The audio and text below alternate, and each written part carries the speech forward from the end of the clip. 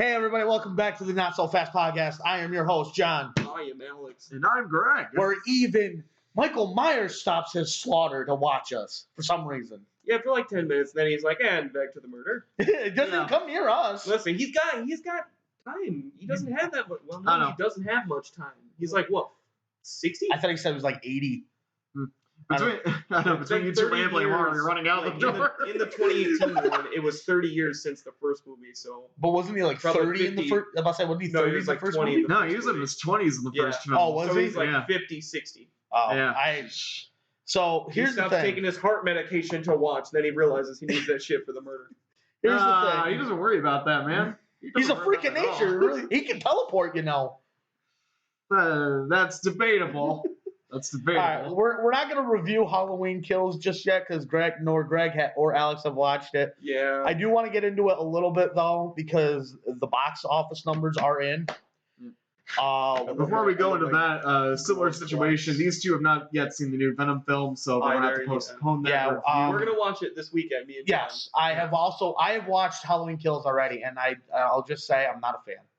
I know. I'm going to give it a shot on Wednesday. I will be watching it this Tuesday, though. Okay, cool. Will has the day off, so we'll all get together right after work and Sweet. watch that shit. Okay, so the box office numbers came in for Halloween Kills. I don't know if this also goes for the streaming service, because it also dropped on Peacock. $50.3 million this made. Right off opening weekend, dude. That is... What was the budget so far for it? Here, let me look it up. I'll look it up. You keep talking. Yeah, but that's nuts, though. Especially in a day and age where slasher films are starting to make a little bit of a comeback. Oh yeah, I mean, with Scream 5 coming back, and it comes in cycles. I've noticed every 5 or 6 years. $50.3 million. That was the box office numbers. Nice. 10 million US dollars. Oh no, that's the 20. What the hell? That's the 2017 one. Where is Halloween Kills? Just type in Halloween Kills budget. I did, and what comes up is Halloween 2017. So they must not have it yet then. Yeah, they must not release what the budget was. Come out just as fast. But yeah, it's nuts. It definitely. I kind of want to see what Scream. I'm not a big fan of the Scream movies, like I said last week, but I'm definitely interested to see how much Scream 5 makes.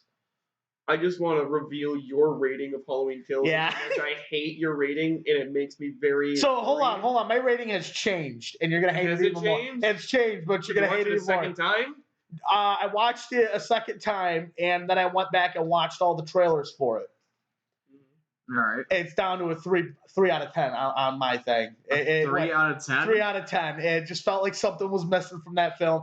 I'll go in deeper when we actually go in the review, because something's not lining up between the trailers and the movies for me. Alex is getting ready to kill me. Oh, wait. Are you telling me that the trailers didn't necessarily spoil everything that happens in the film, but they basically did like a bait and switch?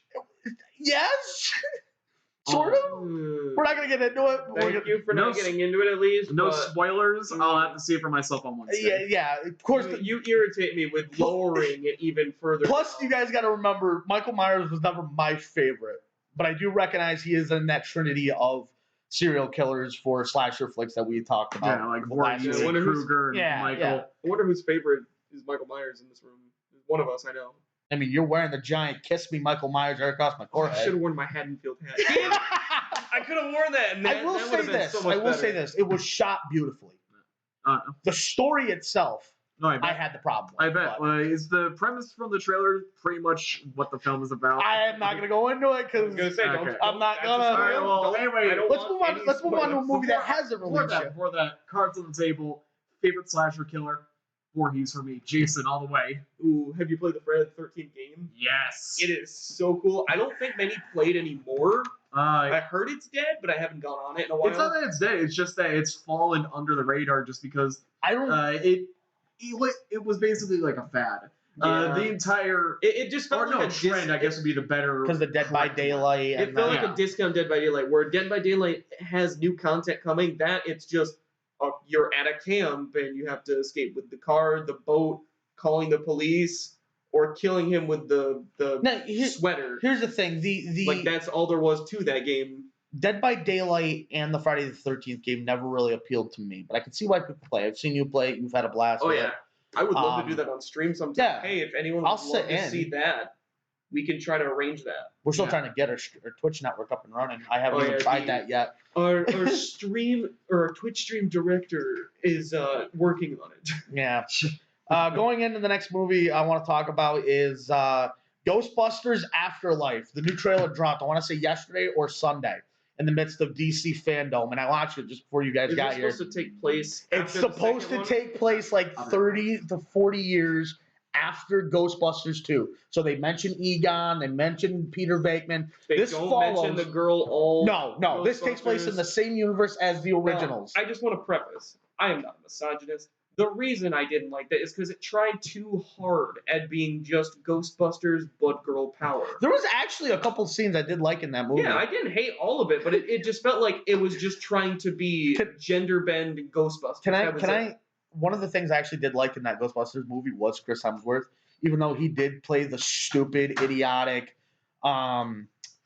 receptionist for the Ghostbusters. Oh, His- yeah, I know. He That was funny. completely sexist to them to make him. I know, man. but I thought it was funny. It was funny for like a joke or two when he was first introduced, but then it got old real fast. What the parts I didn't like were like the model shots. That's what that's where I drew the Okay, line. if I will say one thing about the 2016 Ghostbusters I liked, it was just that one bit where after the actual villain of the film turns into a ghost, he spends his first few minutes as a ghost as like this wonderfully animated version of the Ghostbusters logo before turning into like a giant monster and just ruining the suspense. I was like, you could have been like that for the rest of the film, and I would have been okay with it. But instead, you wanted to go that direction. But that movie's out. I don't think we're getting a Ghostbusters 2 of that. Oh no! I think that got bombed horribly. It had good parts, just not enough to make it a good movie. Yep. It's what I say about why I tell my other friends about like the Powerpuff Girls 2016 reboot. Like I don't blame the actresses that were in the film. I blame the writing. Yes, the writing was horrible. Writing was horrible. It was basically late. I want to say it was lazy. I want to say Ghostbusters 2016's writing was lazy. They tried to have their version of the Grey Ghost. That didn't work. It was just a mess from top to bottom. Although I did get a couple laughs out of it, I'm not gonna lie. Right. But let's leave 2016 back in 2016. Let's talk about Ghostbusters Afterlife, where I did watch the trailer before you guys walked through the door, the newest one. Right. I can't wait. It has Paul Rudd in it. Mm-hmm. He's not the main focus. He is the main kid's teacher. Now the main kid in this movie is the grandson of Egon. Yeah. And Egon is married to Egon ended up getting with the receptionist from the first and second movie. Mm-hmm. That's the lore. So this is set in the standard Ghostbusters universe. The lore. The thing in the trailer that really caught my eye were two things: the mini Stay Puft Marshmallow Ghosts. Oh yeah. One of them got jumped in the blender, and you press the button, the blender spun the mini State part. There was like an army of them. Yeah, it was an army of the Michelin Men State Puff Ghosts. Right. But they're like tiny, where you can step on. One climbs into a blender, and the other one presses the button to turn on the blender, and it shreds it, and you see fluff on the inside of the blender. Well, then you see two eyes and a mouth pop open and go, That's wonderfully messed up. Then you see Ecto-1 driving down the road. Oh my God, dude. Seeing Ecto-1 in 2021. I've been excited for this film ever since I saw the first two trailers. Ecto-1 the vehicle? Yeah, Ecto-1 was the name of the vehicle. It's such an iconic vehicle. Was there ever an Ecto-2? Yes. Ghostbusters 2, they made it an Ecto-2, but everyone just calls it Ecto-1. Yeah. Because it's more iconic. The Ghostbusters first movie was iconic. It was lightning in a bottle. Oh yeah. Yeah, we went over this before. Just about to say that. Paul Rudd is starring in this movie along with a couple kids I got to look up the names for, but it does follow the kids that are either the kid or kids that are grandchildren to Egon. Yeah. And they don't hide it at all. Like they show Egon trying to do some experiments, and then they find the ghost trap hidden under his old house in the country. Right. The real kicker of this trailer, though, is the two ghosts that make an appearance. Obviously, Stay Puft Marshmallow Men. Is it Slimer? No. Slimer actually does not appear in this trailer, surprisingly, even though he's technically the mascot for the Ghostbusters. Is he evil? Like, I'm very confused. He's basically a poltergeist. He's chaotic. In Ghostbusters, the animated series, and the Extreme Ghostbusters animated series he was the mascot of the Ghostbusters. Yeah. He was the pet. and they made him so lighthearted how they made him in the TV show. It was kind of cool. Yeah. But This- the movies, he was just kind of like a little. He was just there. He was Just comedy an relief. annoyance a little Yeah. bit. He was comedy relief inside the comedy movie, which is weird. Right. Because the second ghosts, however, that make an appearance are the two dogs from the first movie. Oh, those. Oh, The Keymaster and Vince Clortho. Oh yeah, because the demon is supposed to show up again. Gozer apparently is making his return in this movie, crawling out of the ground instead of a portal in the sky, like we've been getting over the past few years in almost every movie that deals with shit. It's a portal in the ground. So it's like a portal from hell opening up. Damn it, it's opposite day. Gozer is set to return in this film. Barbie is actually thinking why he would return. They didn't kill him in the first film. They blew up his Stay Puft marshmallow form, and so instead of actually being killed for good, he's just been basically separated for literally decades, and it's just been like rebuilding him. Now I'm putting on when he got put back together, he went. I'm putting on my thinker's cap for this movie for a second. So what if what Greg said is technically true, but Egon knows it? Oh, he's been think about it. Egon is the only one to think about this. Yeah. So after the events of the first movie, we cut through the second movie. In between the first and the second movie, Ghostbusters break up, and they explain why. There's a bunch of fucking stuff happened, like suings and stuff like that. Yeah, the city of New York. Forced to disband. Yeah, they're forced to shut down processes and stuff. So the Ghostbusters disband. Obviously, we all know Ghostbusters 2. They reform, and they're big heroes. Yeah. What if Egon knew Zool was coming back? Oh, yeah, Zool. Wait, was it Gozer or Zool? No, Gozer. Sorry, Zool and Vince Clortho were the two dogs. Ah, okay. So what if he knew Gozer was coming back? What if he knew that it didn't kill him? It just split its atoms to the point where he knew they would reform one day. Oh, he just didn't know when. Maybe he just didn't know it, but like he started seeing some signs, similar to how how like the new It series like basically did it. Like they're like, oh yeah, we killed it, but obviously he's gonna come back. He's gonna come back. He always comes back. That would be cool. Because this would be a great way to tie in Ghostbusters Afterlife with the first two. Because this is essentially Ghostbusters 3. It is. Or if you want to count the video game Ghostbusters, the video game as 3, this is Ghostbusters either 4 or later years. Yeah. What did the video game have? The video game used the idea of a script for Ghostbusters 3 as their video game story, and it was fantastic. And a lot of fans consider it canon. Yeah. Yeah. What system? PS3, Xbox 360, and they remastered it for Xbox One and PS4. It was also on the Nintendo Wii. They had and PS2, but they did more of a cartoony version for that one. Right. I know what we need to play for our channel. Ghostbusters, the video game, was fantastic. It's got a lot of Easter eggs from Ghostbusters 1 and 2. You can talk to, after you capture Slimer, they go back to the hotel from the first movie as your tutorial mission. Yeah. And you capture Slimer all over again, but you slowly start to discover more ghosts are flooding into New York City, and you've got to find out why. So going back to the whole theory crafting, there's a good chance that rather than having the Gozer, Zool, or whatever the demon is called, die off at the first film, he literally exploded and was separated into like who knows how many pieces. Exactly. And these tiny little marshmallow men have just been like trying to regroup and reform for years, and now they finally got that chance to get their revenge. Only this time they realized, oh yeah, our warriors we outlived our warriors. Might as well, kill off the rest of humanity. So now this trailer doesn't shy away from the child violence, and when I mean child violence is it's the kids firing the proton packs in the trailer. Like I think it's Paul Rudd driving Ecto 1 while the kids are going down the road chasing a ghost. Yeah, I think it's the point. And they're like, it's supposed to be a literal new generation. Yeah, and Paul Rudd is Ant-Man in the MCU. Well, I know that, but Egon's actual actor is dead, I believe. I think he died. Oh, what was the name of his actor? I could check right now. You had to ask that, didn't you? I can look it up right now. But who is Paul Rudd playing? The kid's teacher. It's not Egon. It's not meant to be. Oh, it's just a teacher. Now Paul Rudd or kids. Yeah, it's a couple different kids, but I'm pretty sure it's Egon's. I want to say it's Egon's grandson and a couple of his friends and Paul Rudd. Let's see. Egon. Who was the actor that we were? No, who was the character then? Whose actor might have died again? Egon. Egon. Yeah. Oh, so we're Harold Ramis. Yep. I think that's. Let's see. Wasn't it? Yeah, unfortunately, he passed away in Okay. 2014.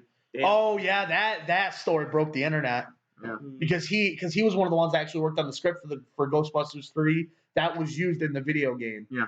Terminal Reality, who did the video game at first, I believe, went to him and asked him if he can use one of the scripts, and he said sure. So here you go.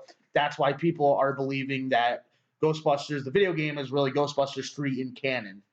Is the canon So it does storyline. like continue the story and shit. Oh yeah, you see where Peter Venkman leaves off. You see Peter Venkman. You see all of them where they are now. That are at the time, which was 2014. You Yeah. saw the receptionist. The only characters that you did not see in there was the female lead from Ghostbusters 1, and the guy who starred in Little Shop of Horrors. Their names are escaping me right now. Those are the only two you don't know what's going on with them in the game. Well, are they really important or not really? Not really. Not in the second one. He tries to become a Ghostbusters. That's the whole guy from the Little Shop of Horrors story arc. Ghostbusters 3, it doesn't really center around Peter's relationship with that woman from 1 and 2, like 1 and 2 did. So it's Weird. I cannot wait for Ghostbusters Afterlife. Yeah. If you remember when I come up, is it this weekend? Yeah. Or is it, okay. Yeah, when I come up this weekend, we can binge through the 2 Ghostbusters. Absolutely. I've never watched them all the way through. Jot it down somewhere. Yeah. So the part I was going to get to before we move on is they're driving Ecto 1 down the road, and the kids are in the back while somebody's driving. Again, I'm going to say it's Paul Rudd driving it. Is how do we shoot? How do we shoot? How do we get them out there? Because they're in the car. They have the proton packs, which look like they haven't been touched in years. And all of a sudden, kid accidentally steps on a button, and the side door opens, and the kid's chair swings out while they're going down the road. Yeah. Kid looks in, he goes, "That works!" And he just starts shooting the proton pack going down the road. I'm pretty sure they did that for the first trailer too. And, Yeah. Like, I don't know. Again, ever since I saw the first 2 trailers, this is definitely a movie I want to go see. Same here. Just because It I haven't looks seen great. the Ghostbusters franchise in a long time. This looks like it's going to be a really good film. Hopefully, it's gonna be a really yeah. good, really good film. It looks like this is the Ghostbusters film we wanted. Yeah. Unfortunately, that's what 2016 Ghostbusters turned into. But Yeah, no offense to the the actors did what they could in the 2016 film. Yeah, it's just the writing for that. Yeah, film. God, oh Jesus. Yeah. But yeah, that's pretty much it for the non superhero stuff. So we're gonna go into movie news, a little bit of everything news because DC Fandome was Saturday, and a lot of stuff came out of that. I'm kind of regretting the fact that I wasn't able to watch it. I didn't really watch it either, but I had time to kind of sit back and watch the trailers and kind of jot down a few notes. We're gonna start with the Batman trailer. Mm-hmm. Does he sparkle? No. What? No. Okay. Here's the thing. We're gonna get this out of the way. Robert Pattinson is playing Batman. He used to play Edward Cullen from Twilight. Wait, he's actually the Batman. He's actually the Batman in this Why do you film. think I made the joke? Yeah. I didn't know that. Really? I didn't know that. Robert Pattinson is Bruce Wayne / Batman for this film. I'm excited, but I'm not excited for it, and here's why. One, it is another fucking Batman movie that we do not need. Are you sure about that? Oh, come on. You mean to tell me we need another fucking Batman movie? I'm not saying that we don't need another one. It's just the fact that out of the entire DC hero roster for the Justice League, a Batman film is probably the easiest to make, honestly. Well, yeah, because it's an easy also cash grab. Overdone. It is. That's almost why overdone, but for good reason. Generally speaking, Batman films have done well, have been received well, especially in the early 2000s. So now, if you catch what I said I'm excited, but I'm not excited. Here's the reason why I'm excited. The fucking trailer looked awesome. The Batsuit looks awesome. Robert Pattinson in the Batsuit looks great. He looks like a younger Batman who I don't think it's supposed to be when he's first starting out, but he looks like a younger Batman who has that in between years on him where he's not just starting out, but he's had some hard times as he's being Batman. I'm expecting this to be a year 1 film. It looks fan-freaking-tastic. The suit itself, whoever designed the suit for this film took care. And don't get me wrong, I like the Ben Affleck Batman. That suit looked cool.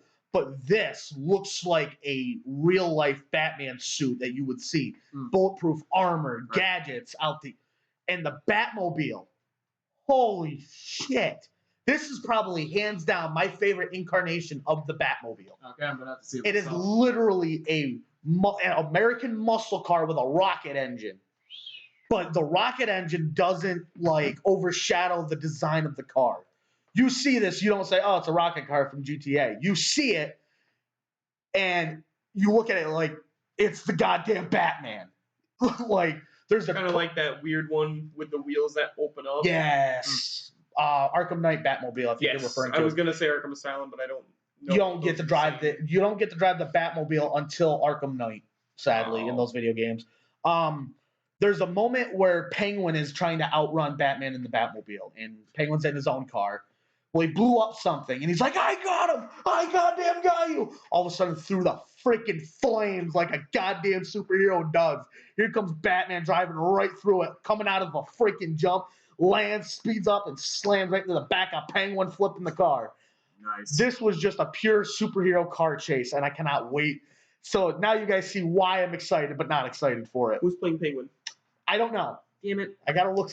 I hope it's. I wanted to hear Danny DeVito. Oswald. I wanted to hear Danny DeVito. It's not so Danny bad. DeVito. It's not sadly. I knew it wouldn't be, but Danny's too old. But let's Listen, be you clear. could Danny still would have do been it. a great It actor would. for Have many you of these seen different him in the roles. second Jumanji movie? Oh, Oh my god, he's Yes. fucking funny. If they wanted to do a story where it's like a grizzled older Batman, like the Dark Knight Returns Batman, not the movie, the fucking comic book, The Dark Knight Returns Part 1. You hear me? They could use Danny DeVito as a grizzled old Penguin trying to just He's like, live his rest of his "Albert, life out. Albert, what do I do? He looks over. There's a chair with just a skeleton in it. Oh yeah.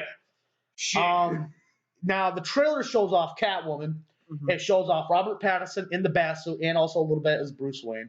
Again, the Brad Pitt. Batsuit looks awesome. Catwoman looks good. She doesn't have like the full Catwoman outfit. I think, is just getting her start in this film. You see the relationship between Selena Kyle and Batman starting to bud in this trailer, which I absolutely love. Then it shows us the Riddler. And it doesn't show us in his full green suit yet. I think that'll come at the end of the Well, how do film. you know it's the Riddler? Because he's in a coffee shop, and when Gotham PD swarms on the coffee shop diner, there's a coffee literally sitting there with the question mark in the coffee. So it's and plus Riddler was slated for this film. So Oh, well, Yeah. I wasn't sure if like you saw like a bit of green on him. Or No, something no. like that. they don't know what to call him at this point because again, this is also Riddler's first time out as well. It showed off a lot of action. It showed Batman ganging up on a gang of Jokers. It looks like. Yeah, it's like And he is you would think the high freaking- numbers would be ganging up. No. This is Batman. Like, I'm not kidding you. That fight, like that, they showed new clips of that subway fight or that alley fight where he fights the Joker gang members. Or I call them Joker gang members. It's probably not, but I call them. I think it is actually just called the Joker. Is gang. it? The thugs. Well, it's brutal. Guy goes to punch him, and in like the other trailer, Batman hooks his arm and just starts beating the piss out of him, like punch after punch. On a slightly unrelated note, this is my cousin's 3 kids. The oldest of the 3, Aiden, might impress you. Yes.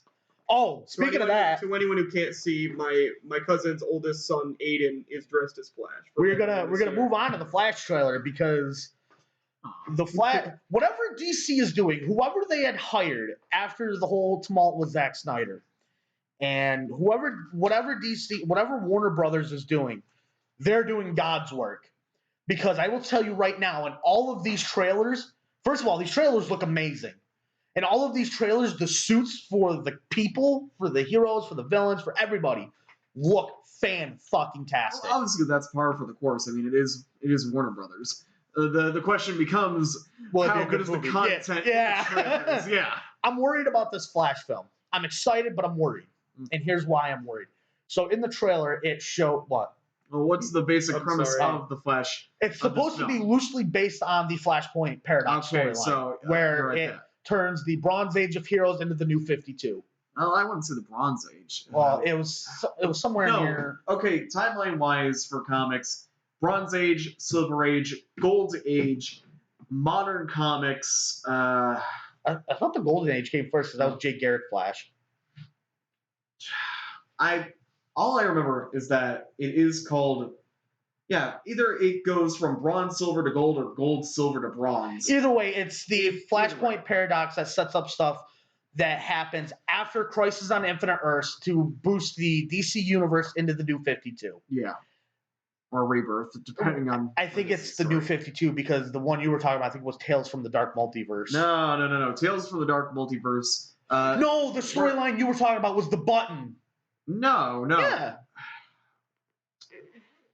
For quick context here, guys, we've been on and off talking about which came first in terms of DC canon. In my opinion, I believe it was. I believe it was Flashpoint. Yeah, Sorry, Flashpoint. New 52, then Flashpoint, then Rebirth, then the Button, and then this got into the New. I was about to say here's I remember it as the Flashpoint, then the events of the New 52 universe, and then the Button, and then DC Rebirth. But I'll get it go. Yeah, it's Boot up again. I'm most likely wrong. For all I know, it could actually just be either way. Flashpoint 52, the Button, Rebirth, then Dark Knight's Metal, Death Metal, and then finally we're into the next generation. So I think it's called Infinity. Yeah, I forget what it's called. But we got a lot of confirmations within this Flash trailer. We have two Flashes in this movie. Okay. Both are Ezra Miller. A good one and a bad one. No, apparently they're both heroes in this version. Okay, so we're not going to have like an Eobard Thawne show. We don't know yet. That this is just a teaser trailer. It shows Ezra Miller Flash from the current timeline, so the Zack Snyder Justice League and the Joss Whedon Justice League. And then it shows a different Flash, I'm guessing, from a different timeline of events playing out, because he does have the bat suit that was teased a month ago with the Flash logo across it, which me and you thought was going to be Red Death. Yeah. But unfortunately, that's not it. It is just another Barry Allen. What? Why does he have a bat suit? We don't know. Because they go like out of left because field. both Flashes and Supergirl go to the Wayne Manor and I guess talk to the Michael Keaton Batman. Yeah. Because it is not Ben Affleck Batman in this one, although he is rumored to appear in this film. So it could very well be that, again, thinking Cap is on in this one, is Flash, the two Flashes and the Supergirl are going to talk to the Flashpoint Batman, which is the Thomas Wayne, and Michael Keaton could be playing the Thomas Wayne Batman, which would be awesome because that would set up perfectly because the Flashpoint Batman is an old grizzled gun-toting Batman. Yeah. So that would set up perfectly for Michael Keaton's role. And it would. And then my only fears for this film were like with any DC film after the disaster that was Dawn of Justice and then the first iteration of the Justice League was that Warner Brothers or DC in general just didn't go the same path that Marvel did with their films. So hopefully with this Flash film, if they haven't done like an origin, they don't have like an origin segment yet, like they did with Wonder Woman and Aquaman, this film's not going to be received well just because they didn't have a good introduction to the character. Yeah. Because this is not technically, but this is his first appearance in a DC film, and if you just go in right out of the gate with everybody knowing who he is, that's going to alienate like the audience that doesn't know about him. Yeah, because they went over Barry Allen's origins a little bit in the first Justice League. Movie, but it didn't. It rushed over so bad. Yeah. And Barry Allen has such a cool backstory, in my opinion. And it sucks that it kind of got glanced over in the Joss Whedon version. Yes, it was more fleshed out in the Zack Snyder version, but it's just I kind of hope it fleshes that out a little bit more. They screwed the pooch, metaphorically speaking, by not going the Marvel route. But I get it. You don't want to follow the route that your opponent is taking to get the money. But now one of the three big things that I've taken out of this trailer. Yeah. What? I'm sorry. Instead of opponent, rival is what I meant to say. But continue. One of the three big things that I've taken out of this trailer are the suit. The Flash suit looks amazing. The one he gets towards the end of the trailer, which looks like the New 52 suit, wonderful. And it has the golden boots. Ooh. Now, Alex, you probably won't understand the big idea about the golden boots. In the comics, Flash is recognized by two things: his red suit. Sorry, three things: his red suit, the golden wings on the side of his cowl, and the golden boots.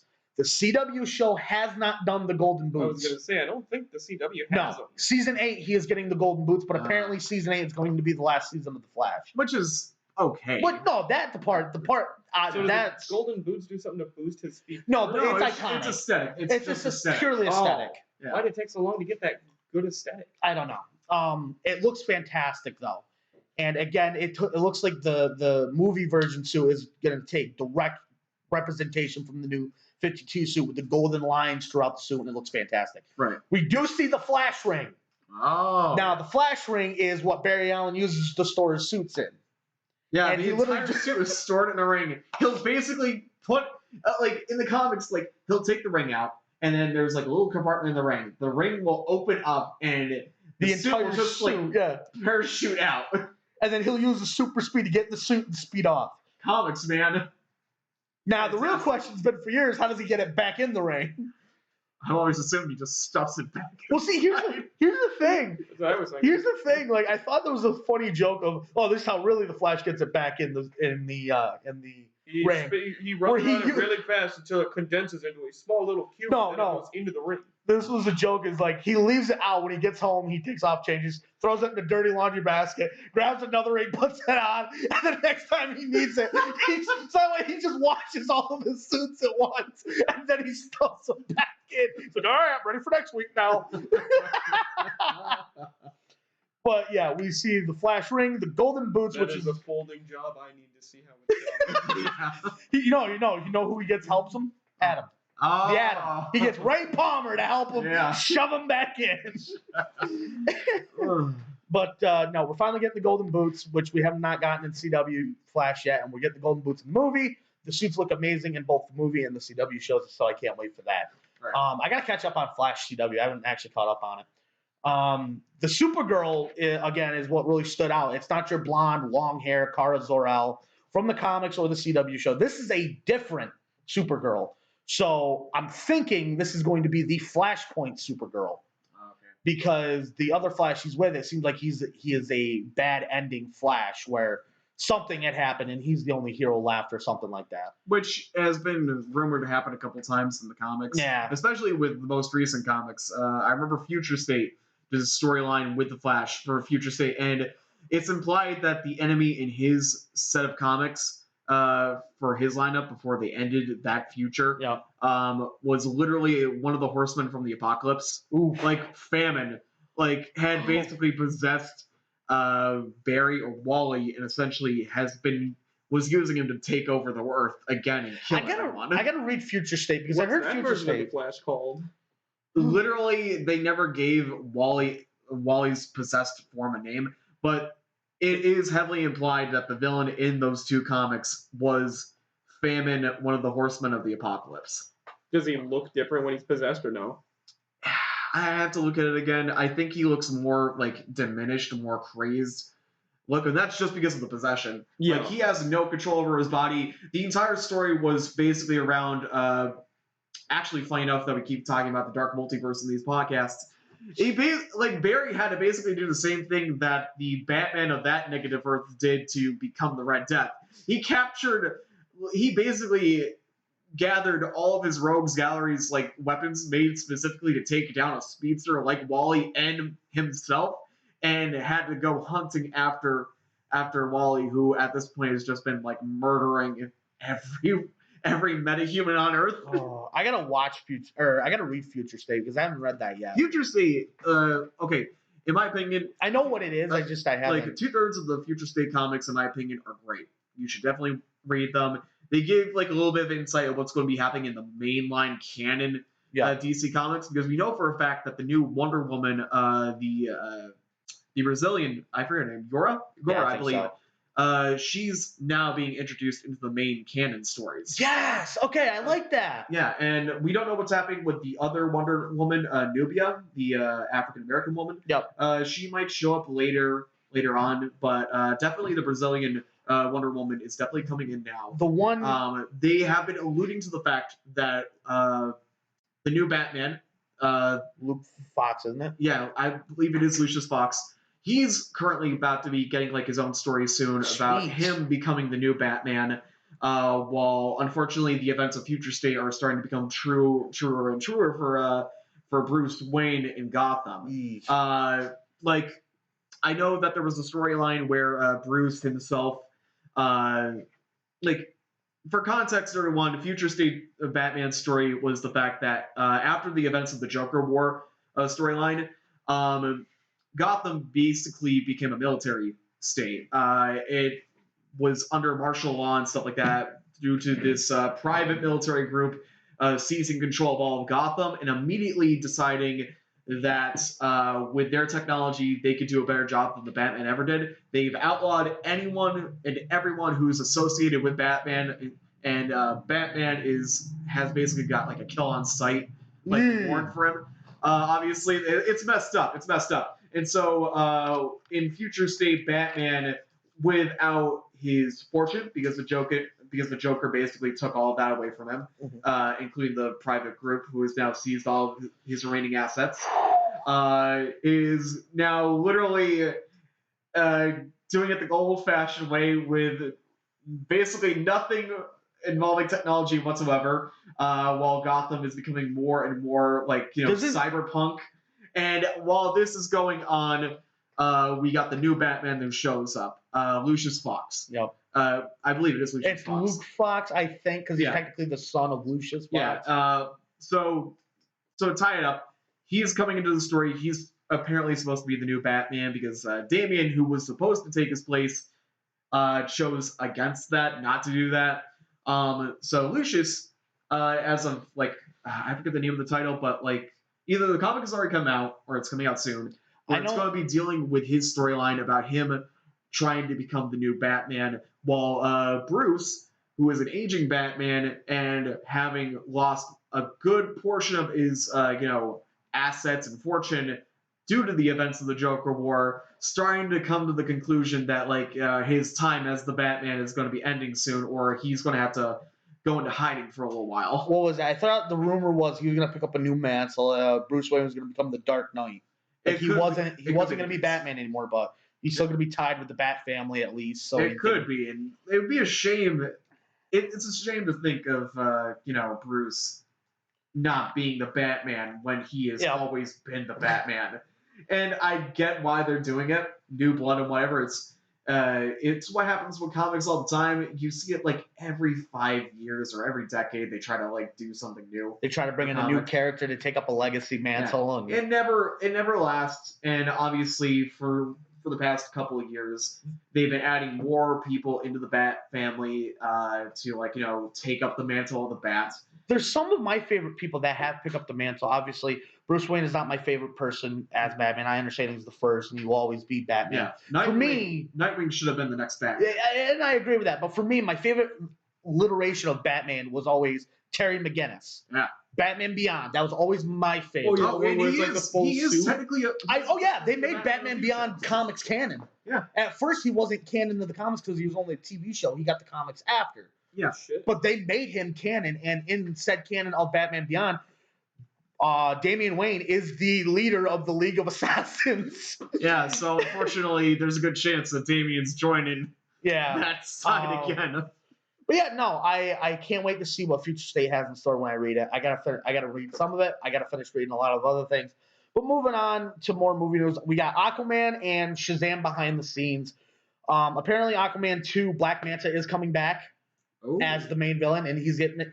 Him and Aquaman are both getting upgraded suits. Apparently, on the rumor mill is that Aquaman is getting a black version of his suit that he wore in Aquaman 1 and the Justice League movie. And Black Manta is getting an upgraded version of his suit. That's good. Which I can't wait for. No news on the whole Amber Heard situation, sadly. I heard she was losing her role in the like See, I didn't newest even hear that. Aquaman, but I don't know if that. I saw it on TikTok. I don't want to so dive don't know how too. confirmed Yeah, I it don't is. want to dive too much into it because it's just going to cause drama and stuff like that. Yeah. And then the Shazam behind the scenes, it showed Zachary Levi in the suit. He is returning as Shazam, which I thought he was amazing in Shazam 1 as Billy Batson / Shazam. I started watching that with you, but then I ended up. Going I home finished at that when you went midnight. home, and it was Yeah, because it was like what 9 yeah, o'clock. it was beautiful. We'll have to watch that too. Zachary Levi does a fantastic job as Billy Batson / grown up Shazam, and it's wonderful. The kid, his foster family kids are back that can also transform with the same word Shazam. They transform, get the same power set, which is technically called the Shazam family. Which The Shazamily, like they missed that up. I know, right? But then this supposes brings 2 new villains. Now, I always saw if they did a Shazam 2, you would have to do Black Adam. Right. Because Black Adam is Shazam's Lex Luthor. It's Shazam's Luthor. That's his main bad guy. They're not doing that. Black Adam is getting his own movie for some reason. I wouldn't mind it. Here's the thing. I watched the trailer or the teaser clip for Black Adam. I want to see it. I was against it at first, but I want to see it. Well, see, here's the thing with Black Adam. It's become obvious to me in the years that he's becoming more of a morally gray sort of like villain. I've noticed that. Because okay, so for quick context, all you need to know about Black Adam is that he was technically the first Shazam, but he lost his powers because he was no longer considered worthy to wield them, and he's been an immortal ever since, and trying to use like dark magic and stuff to regain the power he lost. Depending on which version of the comics or like canon you read into, he's always been a villain, but it's dependent on like where his views stand. Currently, as far as I'm aware of, he's the leader of his own country, similar to Doctor Doom in the Marvel storyline, and he's at odds with the Justice League because obviously he wants the rest of the world to follow suit with his country, as since he's the ruler. Obviously, that's not what the Justice League wants, and of course, he still has this strange sort of like rivalry between him and Shazam, or like Billy Baxter, because Billy is now the current wielder of the powers, and he doesn't believe that Billy is worthy to have them, and that Black Adam should relinquish the title and gain back what he lost. Now, So it's weird. He's evil. It's clear to us that he is the bad guy in most of these situations. He does not care about the rest of the world. He only cares about what's going on for himself and also for his small kingdom. his small kingdom, essentially. But at the same time, he's not above doing things for the betterment of humanity. There was a storyline that came out after Death Metal, or near the end of Death Metal, where we learn, at least for the Rebirth storyline, that he teamed up with 2 other heroes in the past to face off with what's essentially a frost giant sort of enemy. Oh, wow. Okay. I forget what No, okay, I got it wrong. Not Frost Giant, but literally the villain of that storyline, Endless Winter, was literally one of the first metahumans to gain ice powers, and he couldn't control the powers, and he went insane because of it. Yikes. But yeah. Low-key So Dwayne "The Rock" Johnson is playing Black Adam in this film. Right. I'm sorry, what? Yes. I was against it at first. Now hear me out. Is he Kid Black Adam too? I No. really hope he's Kid Black Adam. If Black Adam says, I'm telling you right now, Black Adam is a kid. if he says the word Shazam, an adult. Yeah. I thought he was a kid that No. also turned away, but he refused to turn back. So if he ends up trying to turn back, it'll cause a big explosion. No, he was always a man when he got the powers. When they were taken from him, it was because he was no longer worthy of wielding them, and he couldn't accept that. In some incarnations, he got the power back, or he just never lost them. If he says the word Shazam, he will rapidly age to the point where he is bones and dust. Yeah, that's why he'll never use it, and that's why he's resorted to using other means. That's because it's been so long since he's ever said it, doesn't it? Like sometimes in some incarnations there have been the caveat of if you go long periods of time without transforming back and forth, the longer you don't say the word, the bigger explosion it is going to cause to transform in that back. DC video game Rick showed us, Black Adam in that said Shazam and caused that giant explosion. Yeah, that's destroyed a the bunch of the downside heroes. to being Shazam. Yeah, that's why you see Bill. That's why you always see the wizard Shazam kind of tell Billy, "Look, you have these powers, and I know you're going to do good with them. don't abuse him, and don't stay as Shazam for too long. Yeah. Oh, so he can stay as himself, but he can't stay as Shazam for too long. Whereas Exactly. Black Adam, it's the opposite. Yeah. Like, it's, okay. Before we, Go we'll ahead. Sorry, get it's back just to a what we're little- talking about in a second. I always thought Black Adam was the same as Shazam, a kid who turned into an adult, but he refused No. to switch back, No. which is why the next time he says Shazam in Okay. that game trailer thing, it causes a big explosion. Okay. In the case of Billy, it's because he's a kid, and he won't have to worry about that little drawback of being Shazam until like When he's an as adult. he grows into an adult. Once he's an adult, like if, in his human form, he will retain the powers of not Captain Marvel. Sorry, Shazam. Well, he used to be called Captain Marvel till a lawsuit with DC and Marvel. Marvel, Took that kind away. of, yeah. Yeah, but that's beside the point. Anyway, long story short, Billy will no longer have that drawback when he's an adult and is Shazam. But it I can't still be do it said- too, buddy. It can't be the same about Black Adam. Black Adam, when he gained his powers, retained his eternal youth. Because when you're Shazam, you're basically immortal. So he was an adult already. When he lost the powers, he used black magic and other means to retain his immortality. And so now when he tries to use that, when he says the magic words and becomes Black Adam, or at least tries to use those powers, he'll age rapidly due to the fact that, one, he's no longer worthy of wielding them, and two, time is catching up to him because he's been using dark magic to, keep his appearance. So Yeah. he has to stay in that Black Adam form forever. Yeah. He cannot revert back.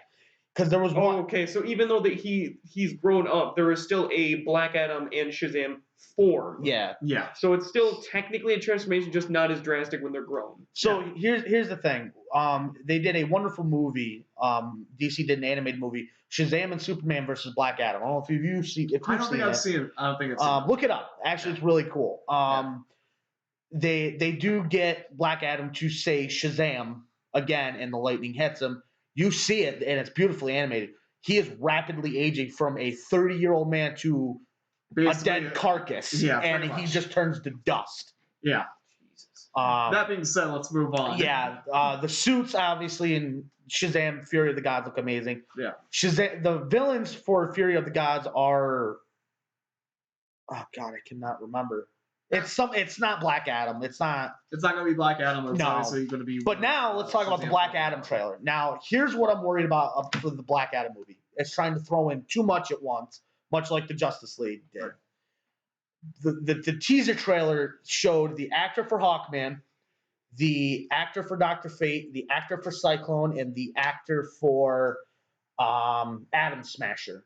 Right. What about Hawk Girl? Hawkgirl's not in this film. Oh, I thought you said they were both in it. But maybe They we're talking about rumors was they were supposed Oh, to be that's in it. what it was. Both were supposed to be in it. But this is looking like to be, since this is set in a timeline where apparently after Barry runs back and does the whole Flashpoint thing, the Black Adam movie takes place after the whole Flashpoint movie, and this is this Earth's version of the JSA, which unlike the Justice League, the JSA came before the Justice League, and it is primarily members of the Golden Age of Heroes, so Jay Garrick, Dr. Fate, Our Man, stuff like that. But this is going to be in modern times, so it looks like we're going to have a JLA and a JSA. So, which I am all for. I love both teams. I think Dr. Fate is one of the strongest. Well, actually, he is one of the strongest magic users in the DC universe, being a Lord of Order. Yeah. And That's an entirely different. can of worms, Dr. don't Fate. worry. I won't explain the origins, but Dr. Fate's magic is heavily induced in, I would say, Egyptian lore because of the Ankh necklaces he uses and the pentagrams he uses. Yeah, but more. It's so, not actually Egyptian, but it's based around Egyptian It's or hieroglyphics. stylized around Egyptian Yeah. mythology. It's wonderful. To anybody who hasn't understood yet, I don't know too much about comic superheroes, So- but I'm working on it. Alex, I'm going to get you into this Black Adam movie. Wanted to see it with this one clip I'm about to explain. So the scientists or the archaeologists find the tablet that has Black Adam sealed within it. And it starts to light up, and all of a sudden one of the scientists say the word Shazam. Black Adam appears, hood over his face. You clearly know it's The Rock. So the army that they brought with them apparently starts shooting at him, catches the bullet. Well, it starts flying towards him, and they start unloading on him. Well, one of the guys get down next to him with a gun, turns around, swiftly grabs him by the neck, and starts shooting lightning throughout his entire body to the point where the skin is gone and there's nothing left but the bones. And the minute he drops the bones, they turn to dust. That's how quick he fried them in that trailer. So we don't know if it's the JSA versus Black Adam Is there or a reason Black Adam has this much power? build Is it up. just Like, from not saying it? It's build up. It's just build up over the years. So it is from not saying it, you Yeah. get stronger, but that buildup is eventually going to Build up, dark magic. It's just a whole big hullabaloo of, and that's why he is seen as Shazam's Joker. He is Shazam's Lex Luthor. He is the main villain of Shazam within the comics normally. But the suit looks amazing. The Black Adam suit looks amazing. We've seen snippets of the 4 hero suits. Here's the weird thing: the Atom Smasher, the Cyclone, and the Hawkman suits. You see clips of the chest plates.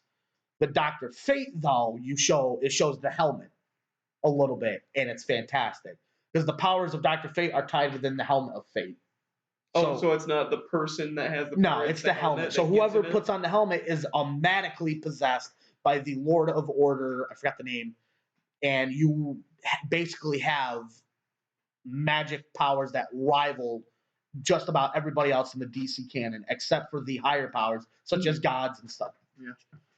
I can't wait though. Black Adam. Is there only one Dr. Fate, or is anyone with the Anybody helmet with the called helmet could Dr. be Fate? Dr. Fate as long as you put that because helmet it's on. technically not them who's Dr. Fate. It's the spirit that's possessing the helmet. I forgot the name of the Nabu. spirit. Nabu? Okay. Yeah, Nabu is the spirit of order, one of the lords of order that reign so when you over put- the universe. So when you put the helmet on, you're not even doing anything. Nope. You're just the body. Nabu is in the driver's seat. Technically, no, but like, it's not like Nabu isn't looking out for its Yeah, own I'm not safety. saying There like, actually like, have the order- been. Like, to quickly sidestep for Alex here, Nabu, when he first got with his first host, I forget who the guy's name was, he spent like the first few months like basically training the guy so that his body was able to withstand the Oh yeah, kind with of like, Nabu you know, doing it, he won't have to feel Yeah. tired. So I'm pretty Yeah, sure pretty much. there has been a couple storylines where Nabu has like not only trained the people wearing the helmet, but has also kind of like, okay, what do you think we should do? Because there's been like, There have been some cases, but generally speaking, Nabu is like, I take your body and I do this. You don't fight back. That's basically don't his mentality, resist, pretty Like, much. now pretty in much. some incarnations it's a lot darker than what it than. Yeah, for what example, Young Justice is Oh my Uh, God, yeah, Zatan or Zartana or something. Zatanna's father. I think I forgot the Ends name. up becoming, the new host for the Helmet of Fate for Dr. Fate at the end of the first season or second season, I think. And for the rest of the series, Zatanna's father is stuck being as Dr. Fate because, Fate because Nabu won't let go of Zatanna's father Mhm. because So what is he's it? the new host. Once the helmet's on, you cannot take it off. Unless Nabu trusts you, you can't take it off. He Like, will not does let you Nabu- take it off. Is there a reason why Nabu won't let you take it off? He It's- believes like, him does and he the Lord die of without Order a host? believes. It's his mentality. As a Lord of Order, he believes that what he's doing is better in the grand scheme of things. Oh, And besides, he gives them a choice, to put the helmet on. Once you put the helmet on, your fate is sealed. Well, in Young Justice, Zatanna's father had to make a deal because Zatanna put it on, Mhm. and her father had to make a deal. Said, "Look, you let my daughter go, you can have my body," Yeah. and then that's it. Have you watched season 3 of Young Justice yet? That's been put out. Yes. I do not Okay. like it. Really? I straight Really? up do not like it. Oh, fuck, Okay, man. here's the thing. Okay, Well, hold on, real quick. The reason why I grew past Young Justice once it ended its second season years ago. When they brought the third season up, I was like, "Oh, this is kind of cool. This would be like nostalgia, like a nostalgia trip and everything like that." I just didn't like the story. I could see I that. really I mean, I can't see enjoyed it. the story. Like everyone was still kind of being bitchy towards each other. It was like basically the same kind of bullshit that you saw that was like wrong with the second So the season. reason why I brought that up, because in season 3 of Young Justice, it turns out Nabu, Zatanna, and her father had cut a deal. Once a year, he can take the helmet off for 24 hours. Yep, and then after that, And then after that, he goes right back. So she only gets to spend one full day with her father. Yeah, it's Now, mind you, she's like 20 years old. She still needs her father in her life. Yeah, she's still in her early 20s, and it's clear that she has been trying to find ways to, back out of the deal, but Naboo is just not having it. Yeah. But Anyway. season 4 is coming of Young Yeah. Justice. We are getting season 4. What's it called? Phantom Pains? Yeah. I think it's Phantoms, I think. Phantoms. And I think it's going to deal with Martians this time around because a lot of people have been wanting Wally West to come back. He ain't coming back. No, they've been. He's not even trapped in the Speed Force. I think he just died. No, he died. Yeah, he straight up died. I watched that scene. I remember. Is there that, or he traveled into the future? So Aquaman has a new animated series on HBO Max. Yes, I saw that.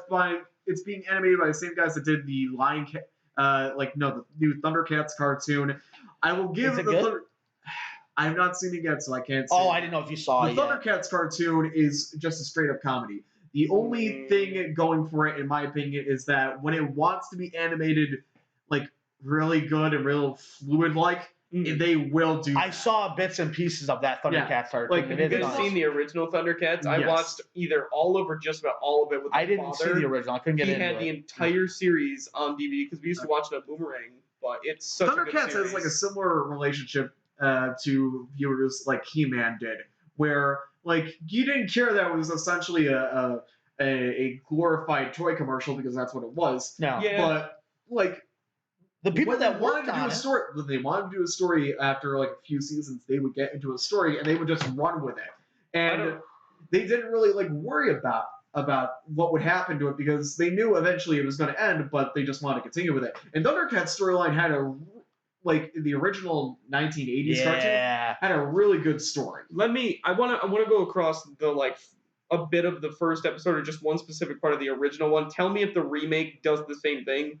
They're all on a ship, and eventually, I can't remember what the planet is, but Thundar. Is it they crash land or they choose to land? Okay, that's the part I don't remember. Okay, so Alex, here's your history lesson. Yeah, history lesson. It's been forever since I watched it, but the big part I wanted to talk about is when Lion-O gets transported. So the Thundercats are basically a group of Chitara, anthropomorphic cats. Panthro, Tigress, Chitara, yes. Lion-O. Essentially, they are wards to Lion-O, who is the Prince of Thundar. Due to unforeseen circumstances, I think in both shows it's the case where the planet was being destroyed either by natural causes or someone has just triggered the destruction of the planet. Not Mum-Ra. Oh, not Mum-Ra. Lion-O and his wards are sent off into a world similar to Thundar where they will have to rebuild society because everyone else is dead. On the ship, Lion-O's a kid. Yes, and essentially they explain it as it's going to take hundreds of years to get to this new world. We're going to be all in cryostasis. Unfortunately, his cryostasis pod was damaged on the trip over, and so he aged slowly, but he didn't. He aged slowly on the trip to the new planet. Ended up turning into an adult with the mind of a kid, and so a good portion of the story, in practically every series, you could probably debate it with 2011 version of Thundercats. I like the animation for that one. That was nice. Where it's Lion-O learning what it means to not only become an adult, but also become a king, while also dealing with everything that's going on with Third Earth and Mum-Ra. And the fact that he never had a childhood, really. Yeah, so essentially the remake, the newest cartoon for Thundercats, first episode basically goes the same way as it did with the original cartoon, but in a broad stroke sort of way. Obviously, everyone is more kid-like. If I remember correctly, the planet was also doomed, but it was because someone accidentally caused the destruction themselves by accident. They don't tell who, but it happened. Probably fucking Snarf. Fucking Snarf. Dickhead. But anyway, they crash land on Third Earth, and at that time in this cartoon, Mum-Ra is already awake and he's already taken over the planet. And essentially, the Thundercats just want to make friends with the new inhabitants while also trying to rebuild the kingdom.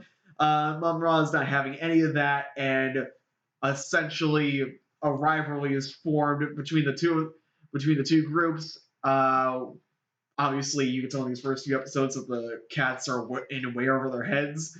But to make a long story short, I would recommend watching the cartoon if you're okay with just a straight up comedy. Just know that, like, it's not going to be everyone's cup of tea. Isn't it like Thundercats Boom or something like that? Exactly. It's not going to be like an action Thundercats comedy. It's going to be a straight up, yeah. So what you're Thundercats telling Go. me is the remake, pretty much the Thundercats are the bad guys in a sense because it's Mumra's planet and they're trespassing, trying to make a kingdom on his turf. Yeah, to be fair, Mum-Ra's an asshole. He took over the It's planet. his shit.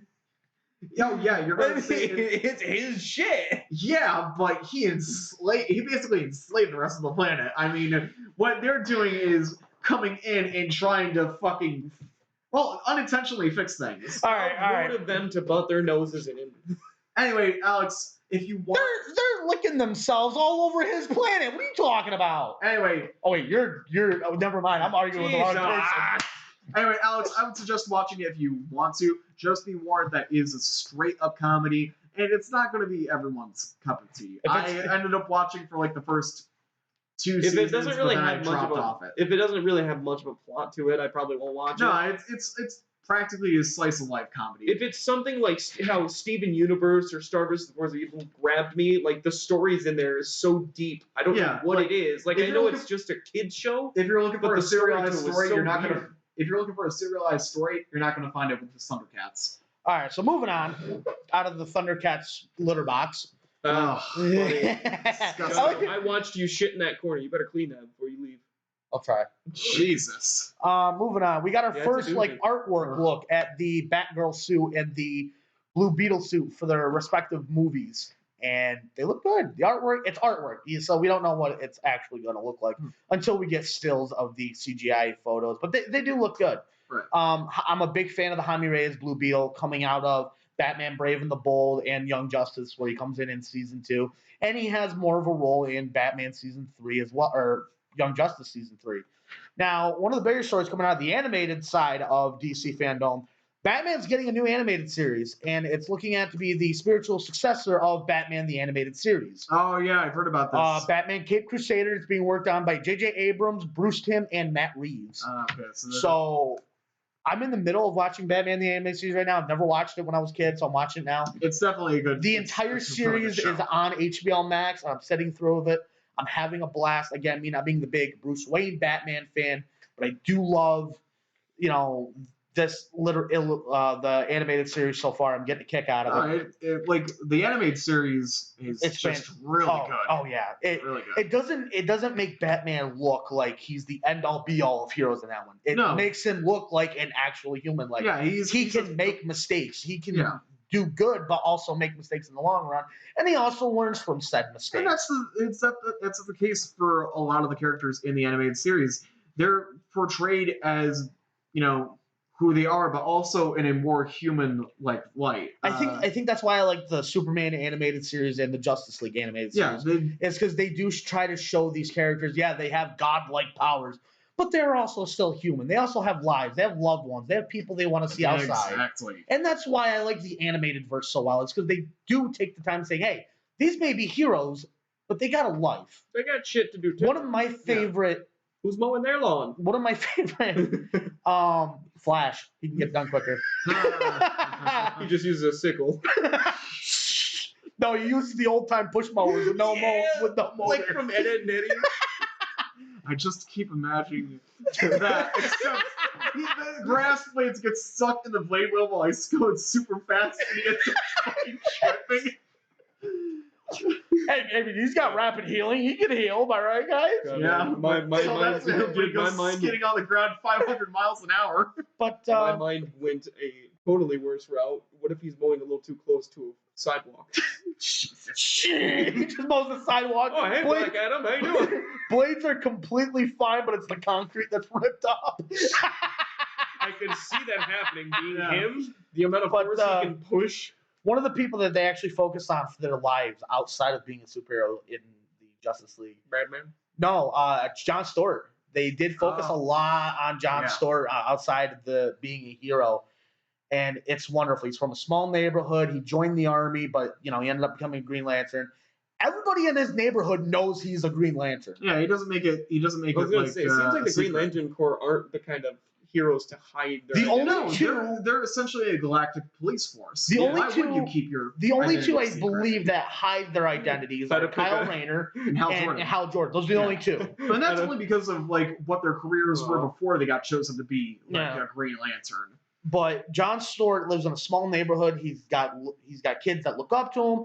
He's got people he grew up with for years that are now older and wiser. And even where you have these godly powers, you look down and he looks for them for wisdom and for comfort sometimes, and it's very nice. I love the John Stewart.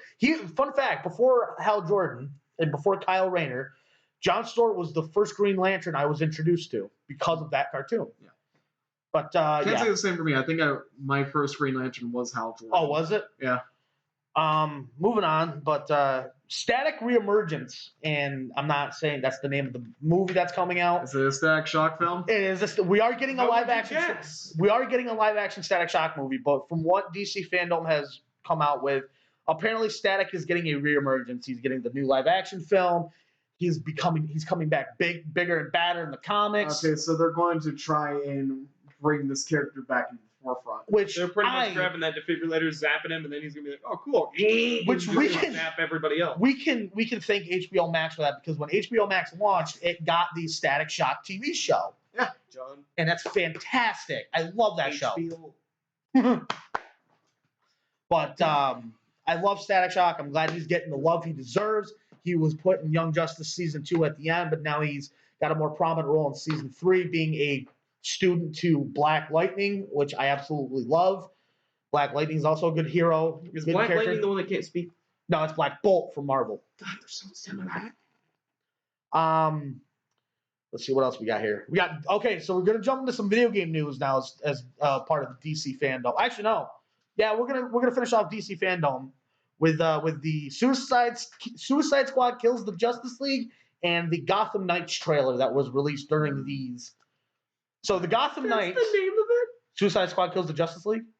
Oh, yeah. No. The Gotham Knights and Suicide Squad Kills the Justice League are two totally different games, but they're separate. Okay, I was going to say, wait a minute. Why are they after the Justice League and specifically the Gotham Knights? So Just imagine, though, that was like... I was like, they're in over their heads. One super huge game. Oh, my God. We're somehow connected, and that was what the title was. I just like to imagine the fucking shark. Is it King Shark? Yeah. Yeah, I just like to imagine King Shark's just there.